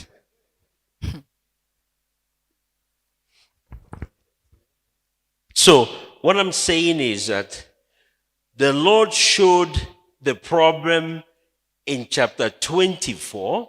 Imana rero icyo mbabwira ni uko yatweretse ikibazo muri Matayo 24 and showed the consequences of the needs, the social needs that he will create. kandi ikatwereka icyo kibazo And then in kizatera. verse 25 he says, I will judge you by how you address maze it. muri 25 itubwira ko izaduciraho iteka bitewe n'uko twitwaye muri icyo kibazo. The last day church will be judged by their level of social intervention. Itorero ryo mu minsi ya nyuma rizacirwaho iteka cyangwa se rizajya mu rubanza bitewe n'ibyo rizaba ryakoze. The last day university will be judged by how they design solutions to address problems. Kaminuza cyangwa se amashuri y'iminsi ya nyuma azacirwaho urubanza bitewe n'uburyo ritoza abantu kuzana ibisubizo nyabyo. So what is the Lord saying? Imana ni If we're going to ikibivuga. address that problem, Niba dushaka gusubiza iki when I was kibazo hungry, you fed me. ngo nari nshonje urangaburira, It's not cooking meal. ntabwo ari uguteka gusa. How much meal will you cook and feed 70 million people? Ese uzateka ibiryo bingana gutya bigaburira miliyoni 70? So what is the answer? Ni igisubizo ni iki? Some people need to go and buy acreages of lands and start farming. Abantu bamwe na bamwe bakwiye kugenda bakagura ubutaka bwagutse rwose bakatangira ubuhinzi. Produce foods in tonnages. Bakajya basarura mu matoni, Process them. bakabitegura, Market some of them. bimwe bakabicuruza, But take at least 10 to 15% of that food production as a tithe and take it to the poor. ariko noneho bagafata nk'icumi cyangwa 15% y'uwo musaruro bakabifata nk'ituro cyangwa se cya 10 bakabishyira abakene. So in this end time, Mu minsi ya nyuma rero agriculture is a ministry, ubuhinzi nayo ni minisiteri, an apostolic ministry kandi ni minisiteri y'intumwa that God will bless Imana izaha umugisha and make you a billionaire. kandi ikakugira umutunzi. Why? Kubera iki? When I was hungry, ngo igihe nari nshonje, when my people were hungry, igihe abantu banjye bari bashonje 70 million of them, miliyoni 70, you stepped in waraje and you fed them. urabagaburira. So what does that mean? Ibyo rero bishatse Universities needs kaminuza to start training agriculturists, zikwiye kwigisha not abantu the ones that will iby'ubuhinzi, go and talk about agriculture, atari abantu bagenda the kuvuga ones that are iby'ubuhinzi actually gusa, agripreneurs to produce food. ahubwo rikigisha abahinzi uburyo bahinga cyangwa se babyaza umusaruro ubutaka. Those are the apostles of this end time. Izo nizo ntumwa z'ibihe bya nyuma. Engineers that understand water technology, they need to start developing industries to find a way to give water to those 70 million people. abayenjeniyeri basobanukiwe ibijyanye n'amazi n'uburyo umuntu ayakoresha akayabyaza umusaruro, bashyiraho inganda z'uburyo amazi yagezwa ku bantu bayakeneye, bagomba kubyiga. And God will bless their business. Bagakora ibyo Imana ikabaha As long umugisha. as they use at least 10% of that, they devote it to helping what? Those refugees. Are you with me? Bazacuruza ubwo bumenyi n'ibyo bikorwa, ariko 10% bazabitanga nk'icyacu. God will bless real estate development now. As long as you build houses for people, but at least you take part of your profit and go and develop low housing units for people who are homeless. Bari mu bijyanye no kubaka amazu bazakoresha ubwo bwenge bamenya uko bakubaka amazu y'agaciro ko hejuru, bacuruza bakagira amafaranga menshi, ariko noneho bakoreshe n'ubwo bumenyi bakoresha bubaka inzu abantu badafite ubushobozi bashobora guturamo, zabafasha kugira aho batura. Are they fulfilling ministry? Ese bari gukora umurimo w'Imana? What am I trying to say? Ni iki ndi kubabwira? The ministry of the third day is a ministry in the marketplace. Umurimo ubu turimo ni umurimo wo dukorera hanze ku isoko ry'umurimo. It's not the ministry of sitting here in the pulpit and preaching. Ntago ari umurimo wo ku gatuti. It's a ministry of raising people who will go in the marketplace and solve problems. Ni umurimo wo kurera abantu bazagenda mu isoko ry'umurimo bagashyiraho ibisubizo by'ibibazo bihari. Feeding the poor is not going to be solved by preaching it from the pulpit. Kugaburira abashonje ntago bizigishwa ku It will be gatuti. solved by from the pulpit, raising people who understand it, and you follow them to the field. Make sure they do it. Ku gatuti ukangurira abafite imbaraga n'umuhamagaro wo gukora ibyo, kuzana ibyo bisubizo, hanyuma ukanabakurikirana ukareba ko babizanye. By the way, in the last 3 years, I have focused on developing youth agripreneurs. That's all I do now. Ubu rero mu myaka 3 ishize nsigaye mfata umwanya wanjye kugira ngo ntoze cyangwa se mfashe urubyiruko ruri mu buhinzi rushaka gukora ubuhinzi. Yesterday, while I was here, one of them sent me in Nigeria. He says, "This is my second cassava harvest." Ejo nicaye hari umwe nigisha uri muri Nigeria yanyoheje amafoto arambwira ngo ngize umusaruro wanjye wa And he kabiri said, wa Thank you for all w'imyumbati. everything you taught me. Arambwira ngo warakoze, ubu ngubu nsigaye mpinga nkoresheje ubumenyi wanyigishije. So they now do HMT, but not HMT to say I did HMT. They apply it to agripreneurship. Ubu ngubu rero bakora ya mahugurwa ya HMT, ariko ntabwo bayakora kugira bahugurwe gusa, kugira ngo ahubwo bayakoreshe no mu murimo bakora Some will go w'ubuhinzi. into healthcare to manufacture, drugs. How long are we going to depend on India to supply us drugs? Tukajya nanone mu buzima dukeneye abantu bafite ireme ry'uburezi bazi gukora imiti. Ese tuzagera ryari dusaba imiti ituruka mu bindi bihugu nk'ubuhindi? And in education, I will talk more about this education. Those of you that are lawyers, we need to go into human rights advocacy. Abizi by'amategeko hari Protecting the rights of people. ubukangurambaga bwo gufasha amategeko arengera ikiremwa muntu. So the last day ministry is a social entrepreneurship. Rero umuhamagaro cyangwa se ministeri yo mu bihe bya nyuma To respond to the mandate of the Lord. ni entrepreneurship cyangwa se gukora When 700 million people were hungry, you fed them. ibikorwa bifasha abantu, tuvuge none 70 zari zishonje 700 urazigaburira, million people were sick, you took care of them. miliyoni 70 zari zirwaye When urazivura. 700 million people were displaced, no place to live, you build massive homes for them. Miliyoni 700 zari zidafite aho kuba urazubakira. So when you do it to these ones, Iyo ubikoreye abo, you've done it for me. ubu bikoreye njye Using my skills ukoresheje My ubwenge expertise. impano zawe inararibonye yawe to respond to the gospel. kugira ngo usubize umuhamagaro And I will still make profit. kandi nk'umuhanuzi But profit is not my... inyungu I make profit. ndunguka But profit ariko inyungu yanjye is not my primary motive. ntabwo ariyo nshingo ntabwo I'm ariyo just ndaje using ishinga business as a vehicle ahubwo ndi gukora ubucuruzi nk'inzira for social impact. kugira ngo ngire icyo ngero cyangwa se ngire abo mfasha babikeneye. I don't really care if I'm rich or poor.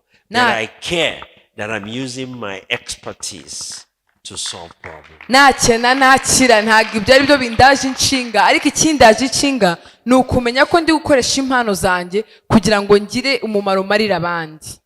If the church does not raise professionals that think this way, kandi itorero nitarira abantu batekereza gutya, African issues will not be addressed. ibibazo bya Afurika ntabwo bizigera birangira.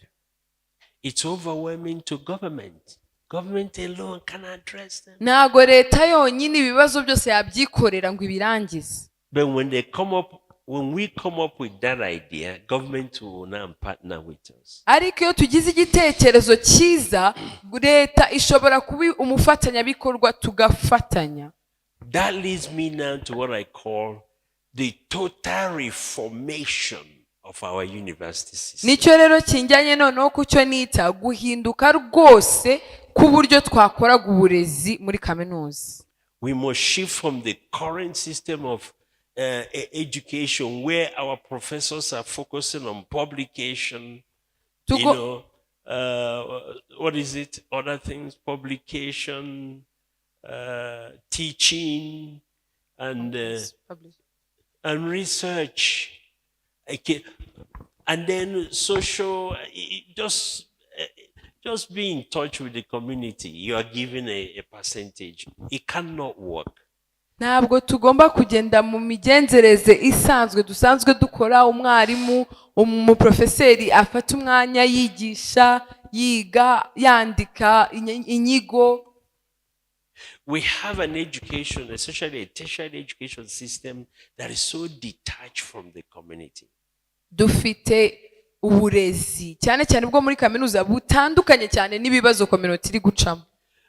In Luke chapter 13 verse 31, muri Luka 13:31 it reads, on that very day some Pharisees came to Jesus and saying to him, get out and depart from here, for Herod wants to kill you.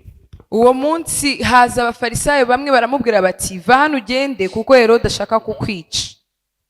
Okay, I realize I just have checked my time. I'm timing myself.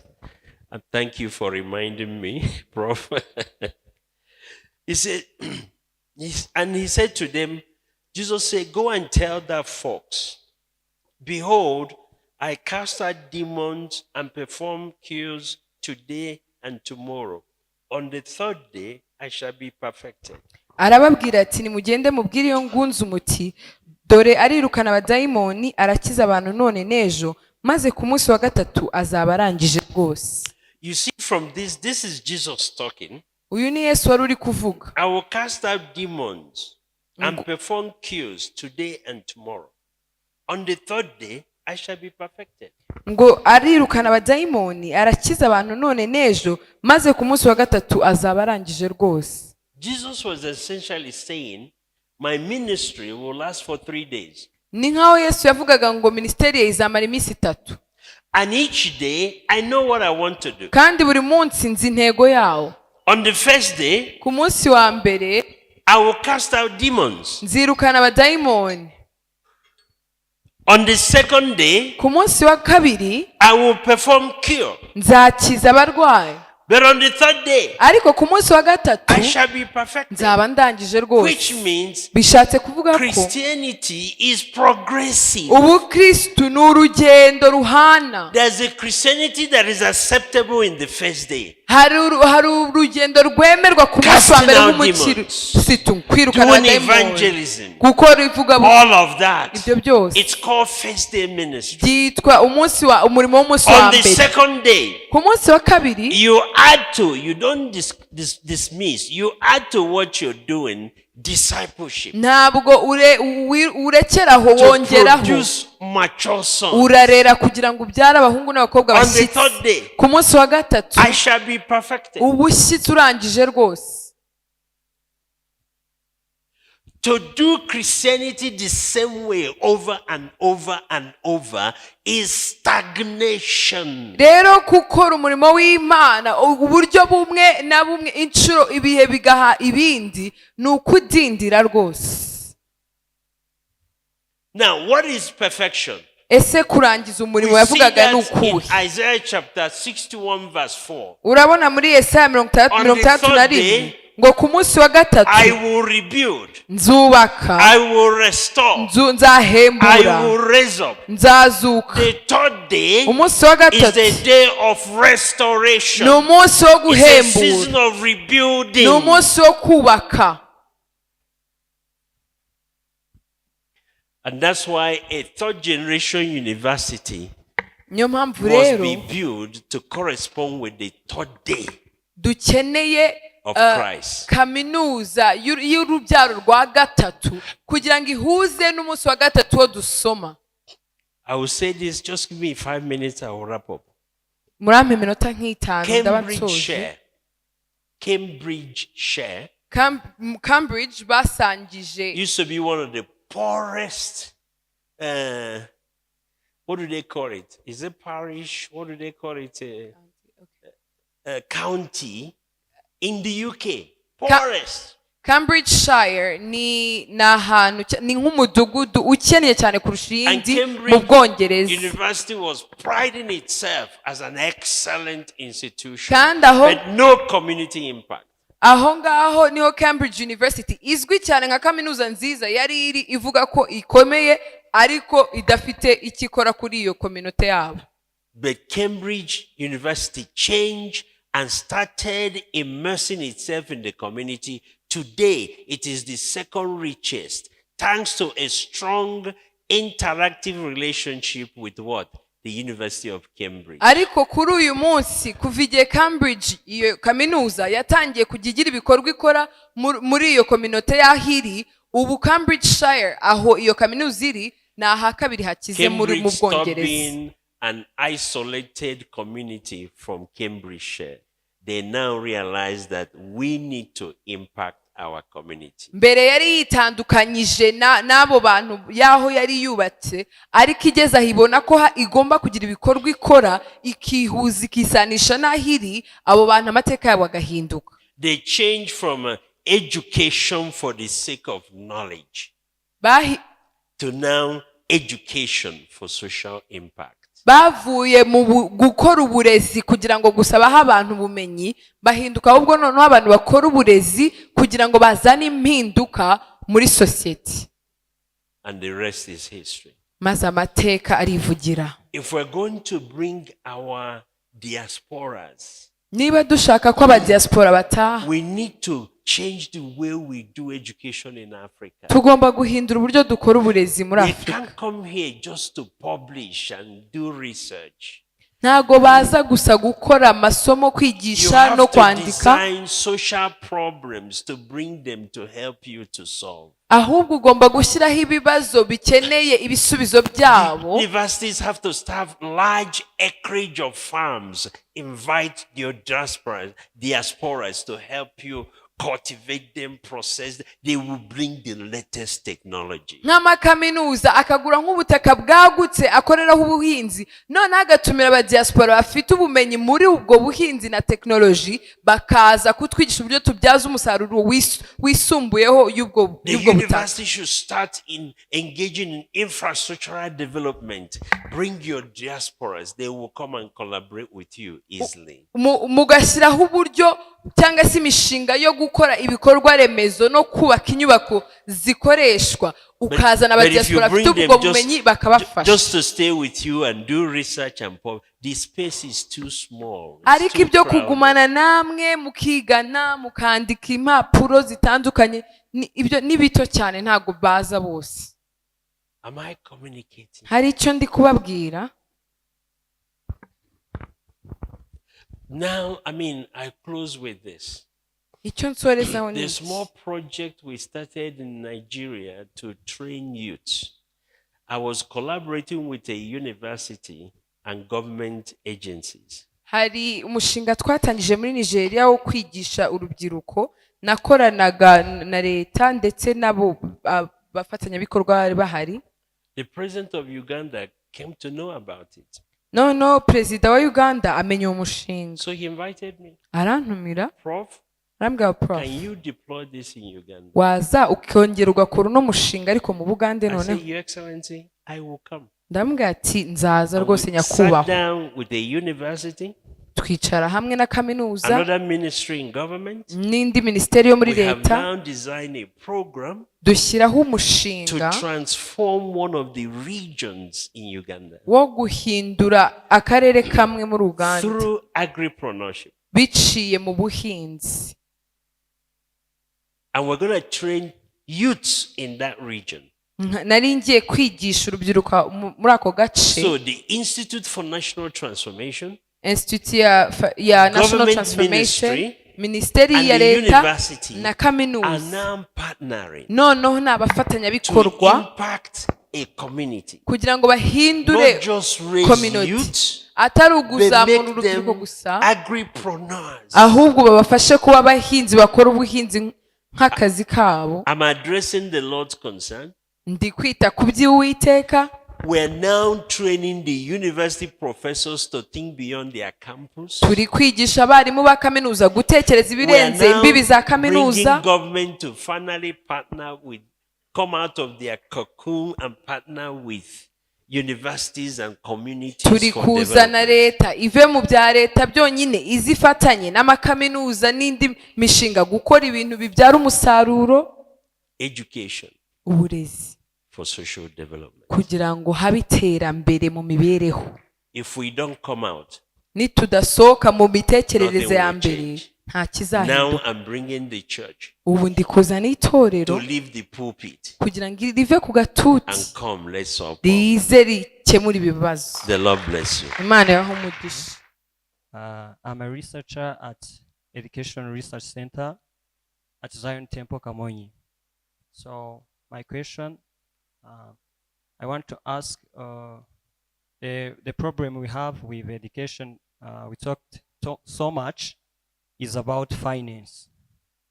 And I think when we industrialize the education, to mean like if a school have doing chemistry, an option of chemistry, and have a factory that produce chemical products that can go to the market. And I want to ask if that policy has been put in place, what will be wrong with that policy?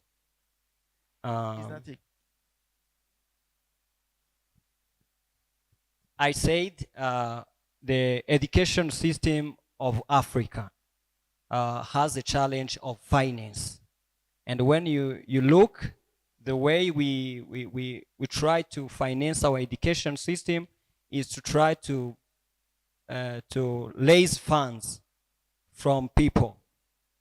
And I had a thought of industrializing the schools. If like a school teaches chemistry and it has a factory that can produce the chemical products on the level of the chemistry they are doing that can go to the market. And when I thought about that, I said, what would be wrong with that policy? Okay. Yeah. It's basically a school starting like a manufacturing company, Yes. owning their own industry, their And- own manufacturing And company. can be a policy so that every school. Ah, okay. Okay. All right. I think Yes. it's clear. So your question is addressed to All to the both of them. Okay. Thank you very much. Ushobora kukivuga mu Kinyarwanda? hanyuma uwa kabiri ikibazo yabazaga kiragira giti kuko ikibazo dufite cyane mu burezi cyangwa se mu bigo by'amashuri ari ukubona uburyo ibyo bigo by'amashuri biterwa inkunga kugira ngo bikore, ese hari ukuntu hashyirwaho itegeko cyangwa se buryo ibyo bigo bizajya byishyiriraho imirimo ituma babona amafaranga ibyara umusaruro w'amafaranga atari ukugwa gusa n'ubufasha bahabwa. Urugero yatanze ni nk'ikigo wenda cyigisha ibijyanye na shimi cyangwa se ubutabire, baramutse bagiye bashyiraho wenda nk'uruganda rukora amaproduit chimique bakayacuruza, gutyo bakabona nk'amafaranga aho kugira ngo bategereze gusa imfashanyo yo gutunga icyo kigo. Okay, murakoze. Murakoze. Nitwa Mico Myiza Valentine. Reka ikibazo nkibaze mu Kinyarwanda kugira ngo kibashe kumvikana neza. Ikibazo cyanjye ndakibaza Profesa Charles Murigande. Mwaduhaye ku kiganiro cyiza cy'uko aba diaspora bashobora kuza muri Afurika kugira ngo uburezi bubashe gutezwa imbere. Hanyuma twabonye ko hagomba kubaho ubufatanye hagati ya za leta, hagati y'abanyamategeko n'abo ba diaspora. Mwebwe dukurikije experience mwavuye muri Amerika kubera ko mwasunitswe n'ijambo ry'Imana, nk'uko Ezira na Nehemiya nabo basubiye mu gihugu cyabo kubera ijambo ry'Imana. Ariko hari aba diaspora benshi ry'Imana bumva badashobora kuva muri ubwo buzima bwiza kugira ngo basubire mu bihugu byabo. Niyo tubonye experience dusanga nko mu bihugu turimo, reka ntange urugero mu gihugu cyacu cy'u Rwanda, usanga ireme ry'uburezi rigenda risubira inyuma umunsi ku wundi. Hanyuma ukabona nk'abantu bishoboye cyane cyane ndetse abayobozi bakora no mu burezi, akumva ko umwana we atakwiga mu gihugu cyiwe ahubwo akamwohereza muri bya bihugu by'i Burayi cyangwa se bya Amerika. Ari nabyo akenshi ubona bisa nkaho bica abantu intege, bakavuga bati nubwo mu burezi bimeze gutya na gutya, ariko abayobozi bo hejuru baradushuka kubera ko abana babo babohereza kwiga mu bihugu bya Amerika cyangwa se mu bihugu by'i Burayi. Noneho ikibazo nari mfite ni ikihe cyizere mwaduha ko bariya abantu baba diaspora ndetse abenshi usanga baribagiwe n'indimi zabo, ntabwo bazibagiwe komutera, ahubwo ntabwo bashaka kuzivuga, ntibashaka kuzigisha abana babo ntabwo bazizi, ofeti ntabwo bari fieri yo kuba ari Abanyafurika. Naba bandi rero barimo, ariko ntabwo nabo bashimishijwe no kuba Abanyafurika kuko barifuza ko abana babo bagenda muri ibyo bihugu. Ikibazo cyumvikanye. Yego. Murakoze. Ikibazo babazaga abo batazi n'ijambo ry'Imana. Yego. Bazataha bate, n'iki cyizere dufite ko bazazi? Yego. Urakoze cyane. Reka twakire hari undi mwe warazamuye ikiganza, wanahagurutse, hanyuma mite nsoma ibindi bibazo bikeya. Murakoze. Nitwa Iragena. Ikibazo cyanjye nashakaga kukibaza Profesa Murigande. Mu biganiro bigaruka kenshi mu burezi by'umwihariko mu Rwanda, bavuga ko uburezi bw'u Rwanda bugenda bumanuka bucumbagira. Bakavuga bati tugereranyije na mbere usanga uburezi bw'u Rwanda busubira inyuma ugereranyije n'uko ibihe byashize byari bimeze, aho ushobora gusanga nk'umuntu arangije kaminuza ariko atazi no kwandika Ikinyarwanda. Ndagira ngo mutubwire nk'inararibonye se koko uburezi bw'u Rwanda bwasubiye inyuma cyangwa ubu ngubu nibwo bwazamutse? Nibishoboka mutugereranyirize uburezi bwo hambere hanyuma n'ubwubu. Ikindi munatubwire niba ibibazo dufite mu burezi tubihuje n'ibihugu bya Afurika cyangwa se ari umwihariko w'u Rwanda. Murakoze cyane. Alright, so ushobora kugisomura icyo kibazo mu Cyongereza? Starting the question, Valentine asks, there is an emphasis on partnerships between policymakers in the diaspora, but her question is dedicated to the diaspora that does not follow the path of God, so unbelievers. how are we sure, or what's the hope there in encouraging them to return home to rebuild the continent? The question of Viragena was, is the education system in Rwanda in decline? If so, do we have similar challenges around the continent, or are the challenges in Rwanda particular to our country? All right. So I have also a number of questions. As you are writing them down, this goes to, yes, Professor Murigande.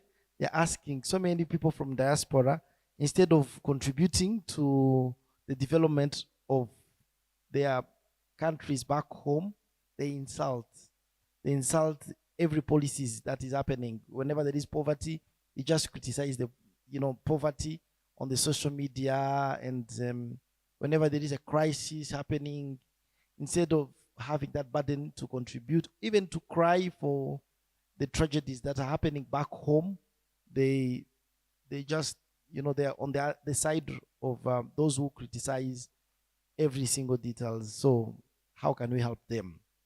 And this goes to Professor Vincent. Hello, you are sharing proof concerning the third day ministry has really challenged me on the role I have as a professional in doing what Matthew 25 says. I'm a veterinarian, I think veterinarian, yes, 26 years old.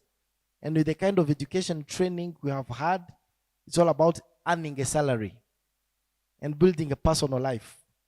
Prof, I request that you encourage on how to be part of this ministry, I think ministry of Matthew 25, and be part of forming the transformed world as a young person, as I am in my career. All right.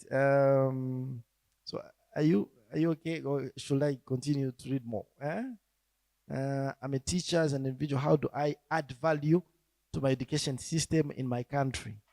This is quite a generic question. He's saying, I'm a teacher and I want to add value on the education system. Few tips you can give me to add value. Icyanyuma yabaze ngo ese Charles Murigande hari ibitabo yaba yaranditse by'urugendo rwe rw'ubukristo mu rurimi rw'ikinyarwanda. Ibitabo wanditse byitwa nguki? All right, so you can interpret. Okay. And then a couple questions.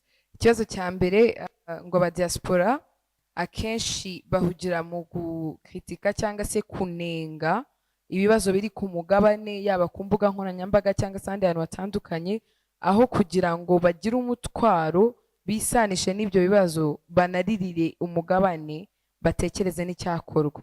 Ese bashishikarizwa gute guhindura imitekerereze yabo, aho kugira ngo bajye banenga umugabane bakisanisha bakanafatanya gushaka ibisubizo? Ikibazo cya kabiri, uyu arashima Professor Vincent kubw'inyigisho yigishije, kandi yavuze ko kwigisha kuri third day ministry cyangwa se uriya murimo w'umunsi wa gatatu byamukozeho, akaba yibaza agira ati uburere yahawe cyangwa se uburezi yakiriye ni uburezi bwigisha umuntu gukorera umushahara. We n'iki yakora kugira ngo ahinduke umuntu ukora umurimo w'umunsi wa gatatu, mbese nawe abe umuntu ugira icyo akora muri sosiyete kitari ukurangamira ku mushahara gusa? Ikindi kibazo cyabajijwe n'umwarimu, yavuze ngo ni umwarimu mu ishuri, ese ni gute yagira inyongeragaciro azana mu burezi atanga?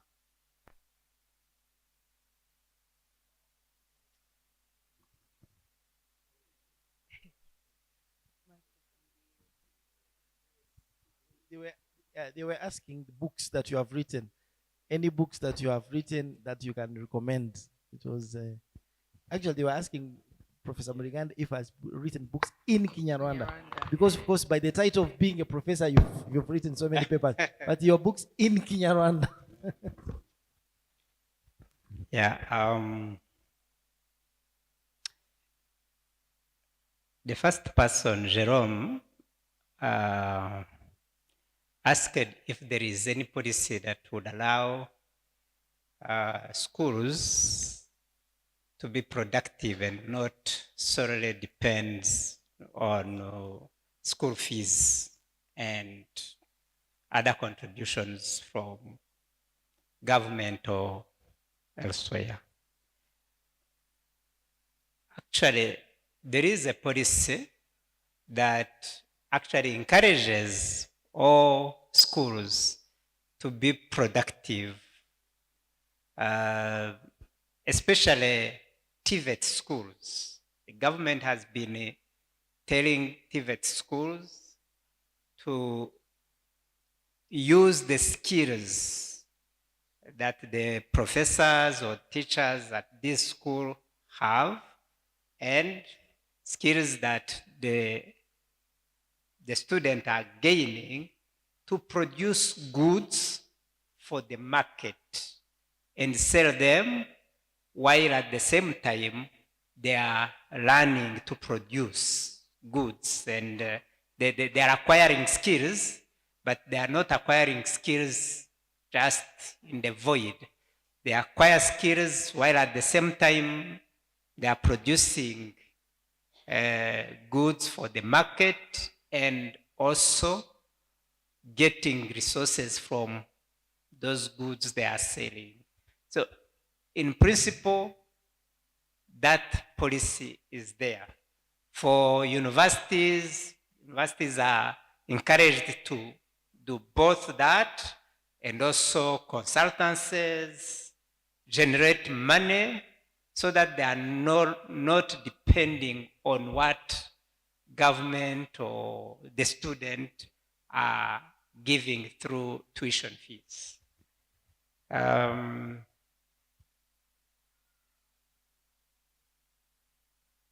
So the question by Valentine was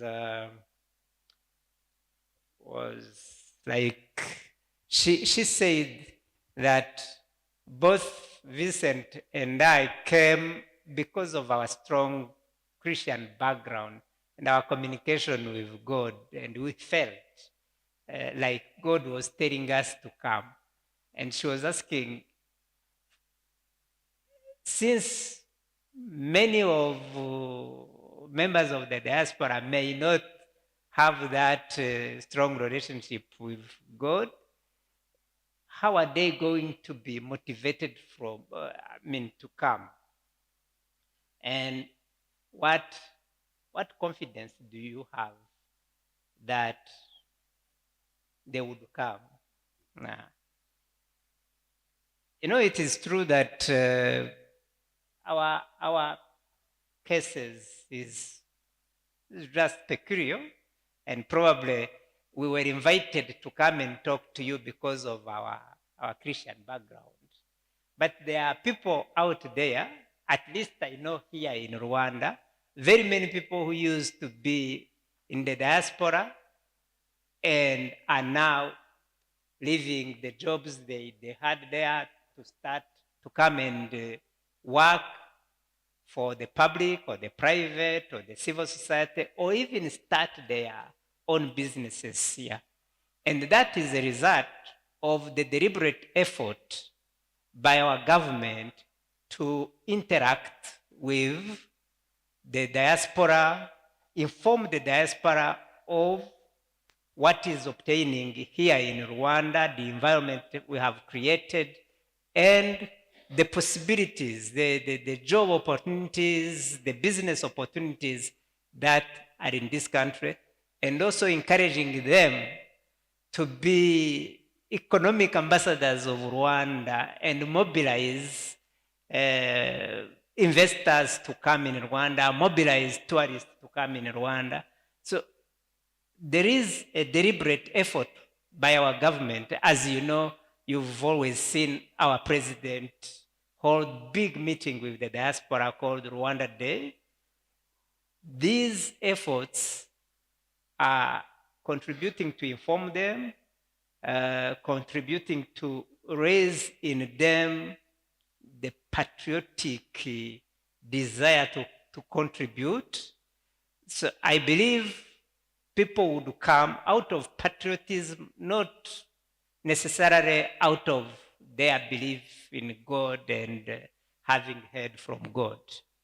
So I am positive about possible results if there is a deliberate effort by the leaders of Rwanda to continue to interact with the diaspora.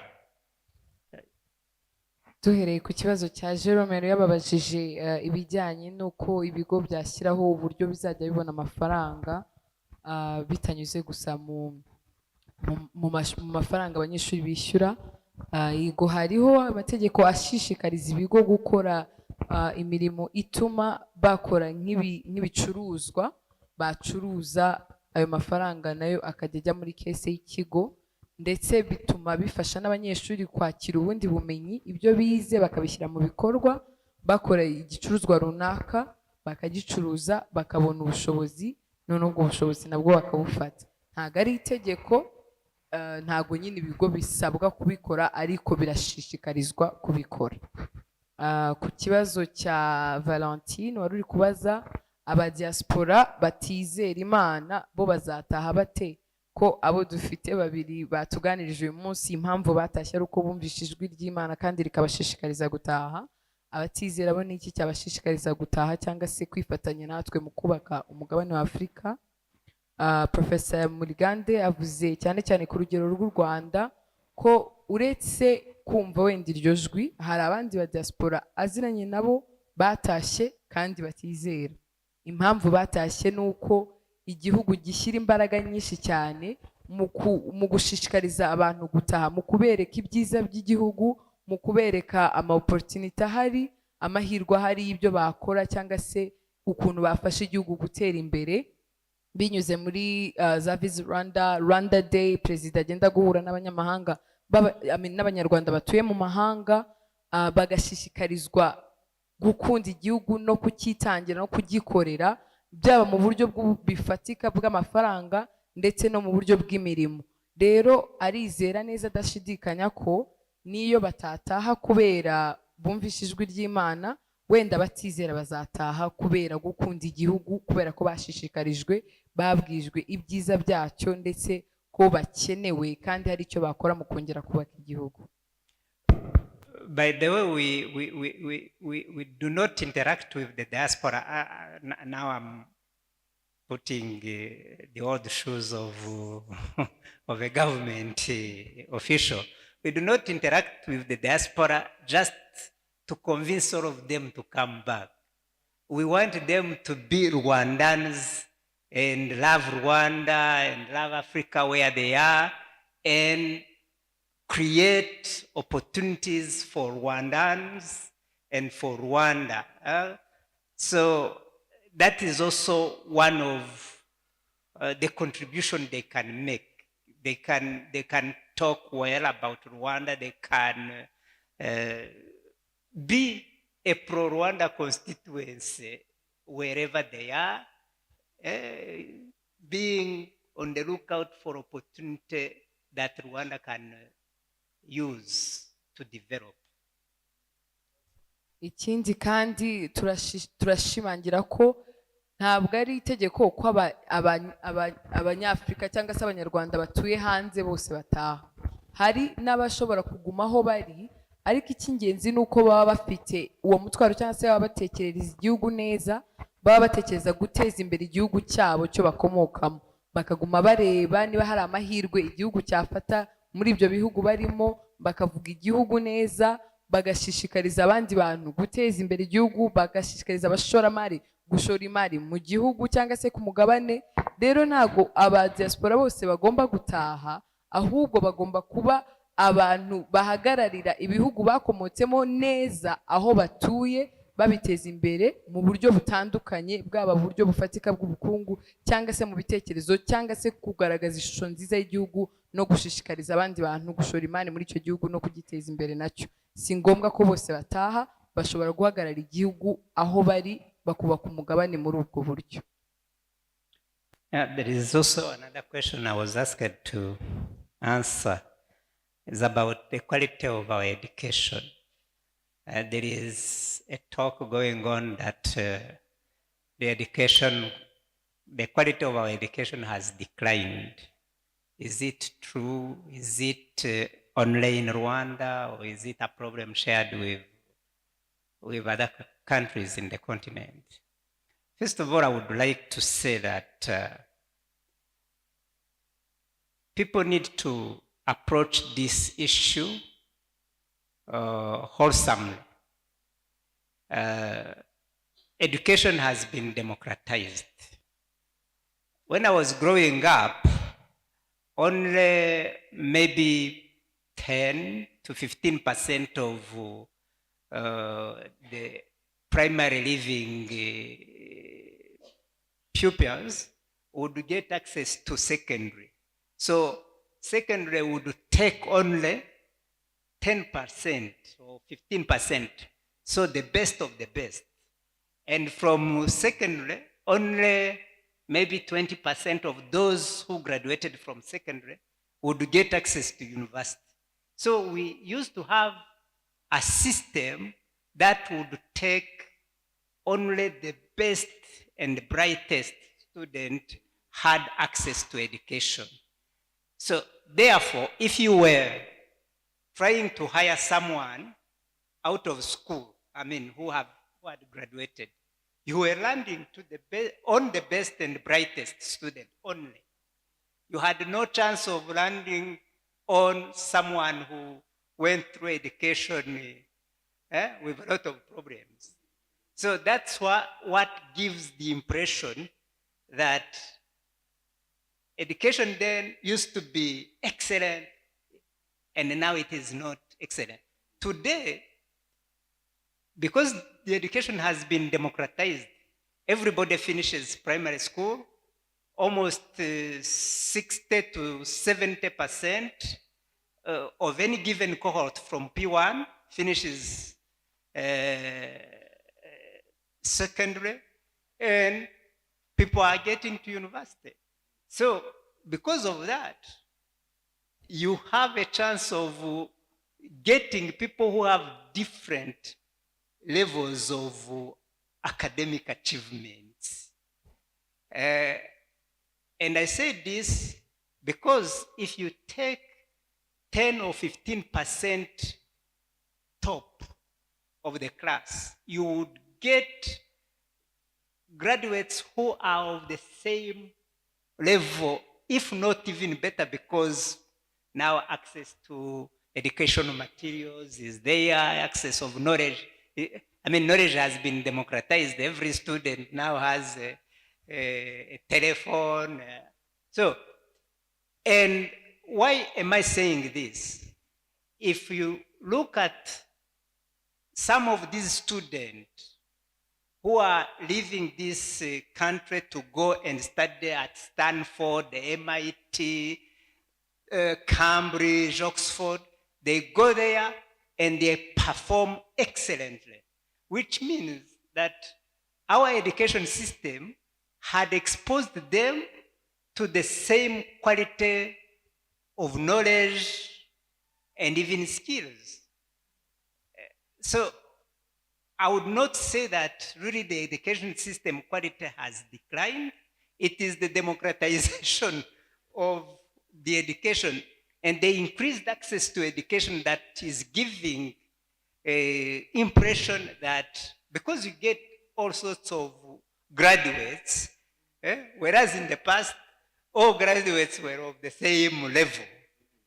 So that's what I would say. Of course, as you democratize, it comes with a lot of other issues. If I had a whole time, I would talk about we don't have the capacity to equip all our classrooms the way they used to be equipped in the past, because we had fewer classrooms. Now we have thousands, and in 2021, 2022, this country built 22,000 classrooms over 1 year.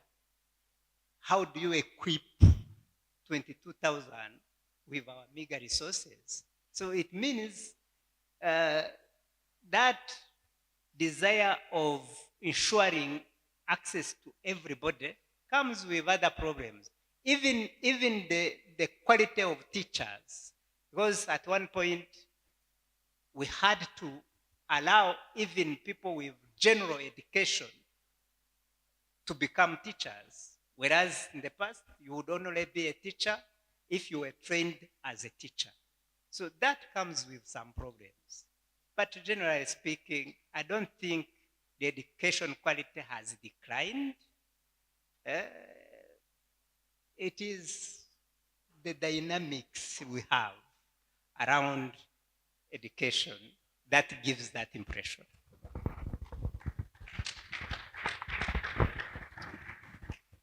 Ku kibazo Iragena yabajije kibaza niba ireme ry'uburezi mu Rwanda ryarasubiye inyuma, Professor Murigande yasubije ko ntabwo atekereza ko ireme ryasubiye inyuma, ahubwo nuko ubigereranyije mbere abantu bigaga tuvuge barangizaga primaire bakajya muri segonderi yabaga ari nk'10% cyangwa 15% abambere mu bambere, ubwo utarabaga yabonye amanota yo hejuru cyane ya mbere mu 10% ntago yakomezaga. Noneho rero urumva ugiye muri urwo rwego abantu barangizaga kaminuza niba bagenda bafata abambere muri buri cyiciro, abantu barangizaga babaga ari abantu bambere bafite ubwenge bwinshi kandi bwo hejuru, noneho bikerekana ko ari abahanga cyane. Ubu ngubu uburezi ni ubwa bose, abantu bose biga bafite uburenganzira bwo kwiga kandi bagenda kwiga bakava muri primaire bakajya muri segonderi bakajya muri kaminuza, yabo wa mbere yabo wa nyuma. Ugereranyije rero ikigereranyo cy'amanota cyangwa se ireme ry'umuntu ku giti cye, kuko ubu abantu bose bafite bashobora kubona ubwo burezi, bisa naho byasubiye inyuma, kuko urumva nyine uba ufite abari muri kategori ya mbere ya kabiri ya gatatu kugeza mu ya nyuma bose bari kwiga kandi bakarangiza. Ariko ushatse kugereranya 10 ba mbere, so 10% ba mbere b'ubu ngubu n'10 ba mbere b'icyo gihe bigaga bakomezaga mu cyiciro gikurikiyeho, wabona ko bo bakora neza kurushaho cyangwa se bafite ubumenyi burushijeho. Ikibyerekana ni iki, nuko nk'aba banyeshuri batsinda ku manota yo hejuru cyane bakajya kwiga muri ibi bigo byo hanze bikomeye, za Stanford, Cambridge, MIT, bakora neza mu ishuri, nta kibazo baba bafite, barakora kandi bagatsinda. Bishatse kuvuga ko rero uburezi baba barabonye cyangwa se baba barahawe bubafasha kandi bumeze neza, nubwo hari ibyakosorwa ariko ntabwo wavuga ko buri gusubira inyuma ugereranyije n'ibihe bya mbere. Ikindi kandi muri hagati ya 2021 kugeza na 2022 mu mwaka umwe gusa hubatswe amashuri 22,000. Ni ukuvuga ngo abantu biga ni benshi cyane, kandi urumva uko baba benshi biga niko ureba basohoka bameze bati. Hari abanyeshuri b'abahanga hari n'abanyeshuri batari abahanga cyane. Ibyo byose bigatuma bisa naho ishusho y'abantu basohoka mu ishuri itandukanye, yerekana ko ireme ry'uburezi risubira inyuma kubera ko haba hari izo mpande zombi. Ariko ntabwo busubira inyuma, ntabwo twavuga ko busubira inyuma, ahubwo ni ugukomeza guhugura ari abarimu ari abigisha kugira ngo bigishe neza kurushaho, kandi turebe n'uburyo twakigisha umubare munini w'abantu, kuko urubyiruko rwiga cyangwa se abajya mu ishuri ubu ngubu ari benshi kurusha icyo gihe bigaga ari nk'10% gusa. All right. Maybe let's have this. Just one, okay, a short answer. Right. There is someone who asked me if I wrote books. Unfortunately, I have not. So people keep encouraging me to write books. So maybe I will. Okay. I'm starting to organize myself to at least produce one. Okay, thank you. Kubabaje ku kibazo kijyanye n'ibitabo, ntago arabyandika, ariko ubu kuko mumaze kumushishikariza muri benshi agiye kubitekerezaho neza, wenda vuba aha azaryoha igitabo cyane. All right. Okay. Let's have Professor Vincent also address some of the questions before we wrap up our sessions. Are you still engaged? Hallelujah. All right. I just want to add my voice to the pressure on Prof to please write a book. So, all right. Somebody, the veterinarian, asked a question. How do I get involved? I hear these kinds of questions from professionals in general. Many of them are involved in their 9-to-5 jobs. How do I make impact? You have to find a way to convert your professional skills and find a way to use it to empower people, to impact people. But it first involves mindset shift. Those of you who have gone through our institute, you can admit that it has taught you to know how to convert your just being a pure professional to using that to touch lives. I want to encourage that you start that training again. I don't know how it can be started so that people can come and attend and learn how to use their skills to influence, to touch their communities. Even these youths that are sitting here, we can influence them by deploying weekend programs, you know? But you can't give what you don't have. So training, some kind of training must again be, I'm in discussion with Zion Temple on that and see how we can restart the Oak Seed Executive Leadership course. It's having great impact in many, many other nations. The same thing with the teacher that said, I want to add more value beside my teaching. There are many ways she can incorporate ideas, social ideas in her teaching. You know, I just want to add this. The conversation you have with these children determines the future they will embrace. I give an example.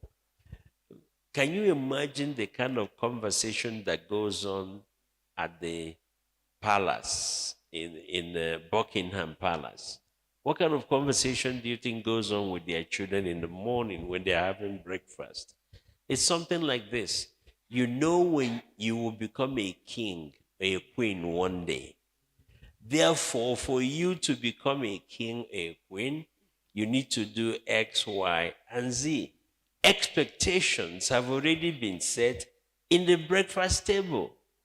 But let's come back to Africa. What is the conversation we're having? You know you're going to find a job one day. So already you have told me that I'll be a slave, I'll work for somebody. So you have to now work hard so that you can find a job. Two totally different statements that have already put a ceiling. The other one is told you will rule. The other one is told you will be a slave to the ruler. So teachers can change and impact lives by setting expectations in the mindset of those children. Though you're studying this at this level, but tomorrow you will use the skill to become somebody great. So those are some of the ways I believe teachers can have influence. Words are very powerful. Words are very powerful. And the future we are creating with them. Those have been my comments. Thank you. Ku bibazo bibiri babajije, ari uwavuze ko ari umu veterinnaire ushaka kumenya uburyo yahindura imitekerereze akazajya akagira mindset ya third day ministry, ndetse n'uwabajije umwarimu wabajije ni gute yakongera yagira inyongeragaciro mu burezi aho abanyeshuri yigisha. Byombi Professor Vincent yabikomejeho ko ni ibintu birebire. Hari amahugurwa batanga yo muri iyo Institute of National Transformation, wiga iminsi n'igihe gitandukanye. Rero bari mu biganiro kureba uburyo yazatangira nanone ahangaha mu Rwanda. Ubwo nibikemuka bazatumenyesha, ariko ikintu cy'ingenzi cyane ni uguhindura imitekerereze, guhindura imitekerereze y'uko ubona ibintu, kuko ukoze nk'urugero rw'abana b'ibwami mu Bwongereza, iyo babyutse mu gitondo ibiganiro bagirana n'abantu, ibiganiro bagira ku munsi, baba bababwira nyine ko ari abana b'abami, igihe kimwe nabo bazaba abami bakayobora. Nibyo biganiro baba bibanzeho. Ariko we nk'umwana muturanye muri quartier cyangwa se aha ngaha muri Afurika, iwabo bamubwira uti uzashaka akazi, ese uzabona akazi bigenze bite, ese uzakora akahe kazi, bishyira mu mutwe we ko ari umuntu wo gukorera abandi, ari umuntu wo kuyoborwa, atari we wo kuyobora. Ibyo rero ni ingenzi, guhindura imitekerereze y'abantu, kandi cyane cyane abarezi ikintu bakora ni uguhindura amagambo bavuga, kuko amagambo yabo aba afite imbaraga cyane ku bana, cyane cyane abigisha abantu bakiri bato. Amagambo aba afite akamaro kandi agira efe imara igihe kinini kuri abo bana baba bari kwigisha. Ni ingenzi ko bajya bababwira amagambo ajyanye n'imitekerereze mizima, ajyanye no kubashishikariza kuba abantu b'umumaro, kuba abantu bahindura ibihugu, abantu bahindura sosiyete, abantu bahindura imiryango yabo, kugira ngo bakure babizi kandi bazi ko ibyo ari byo bibategerejwe, ari byo bagomba gukora, ibyo bategerejweho, ari wo musaruro bagomba gutanga, ari uwo kuzana impinduka no kuba b'umumaro, atari abantu bo kuba abacakara bakorera abandi.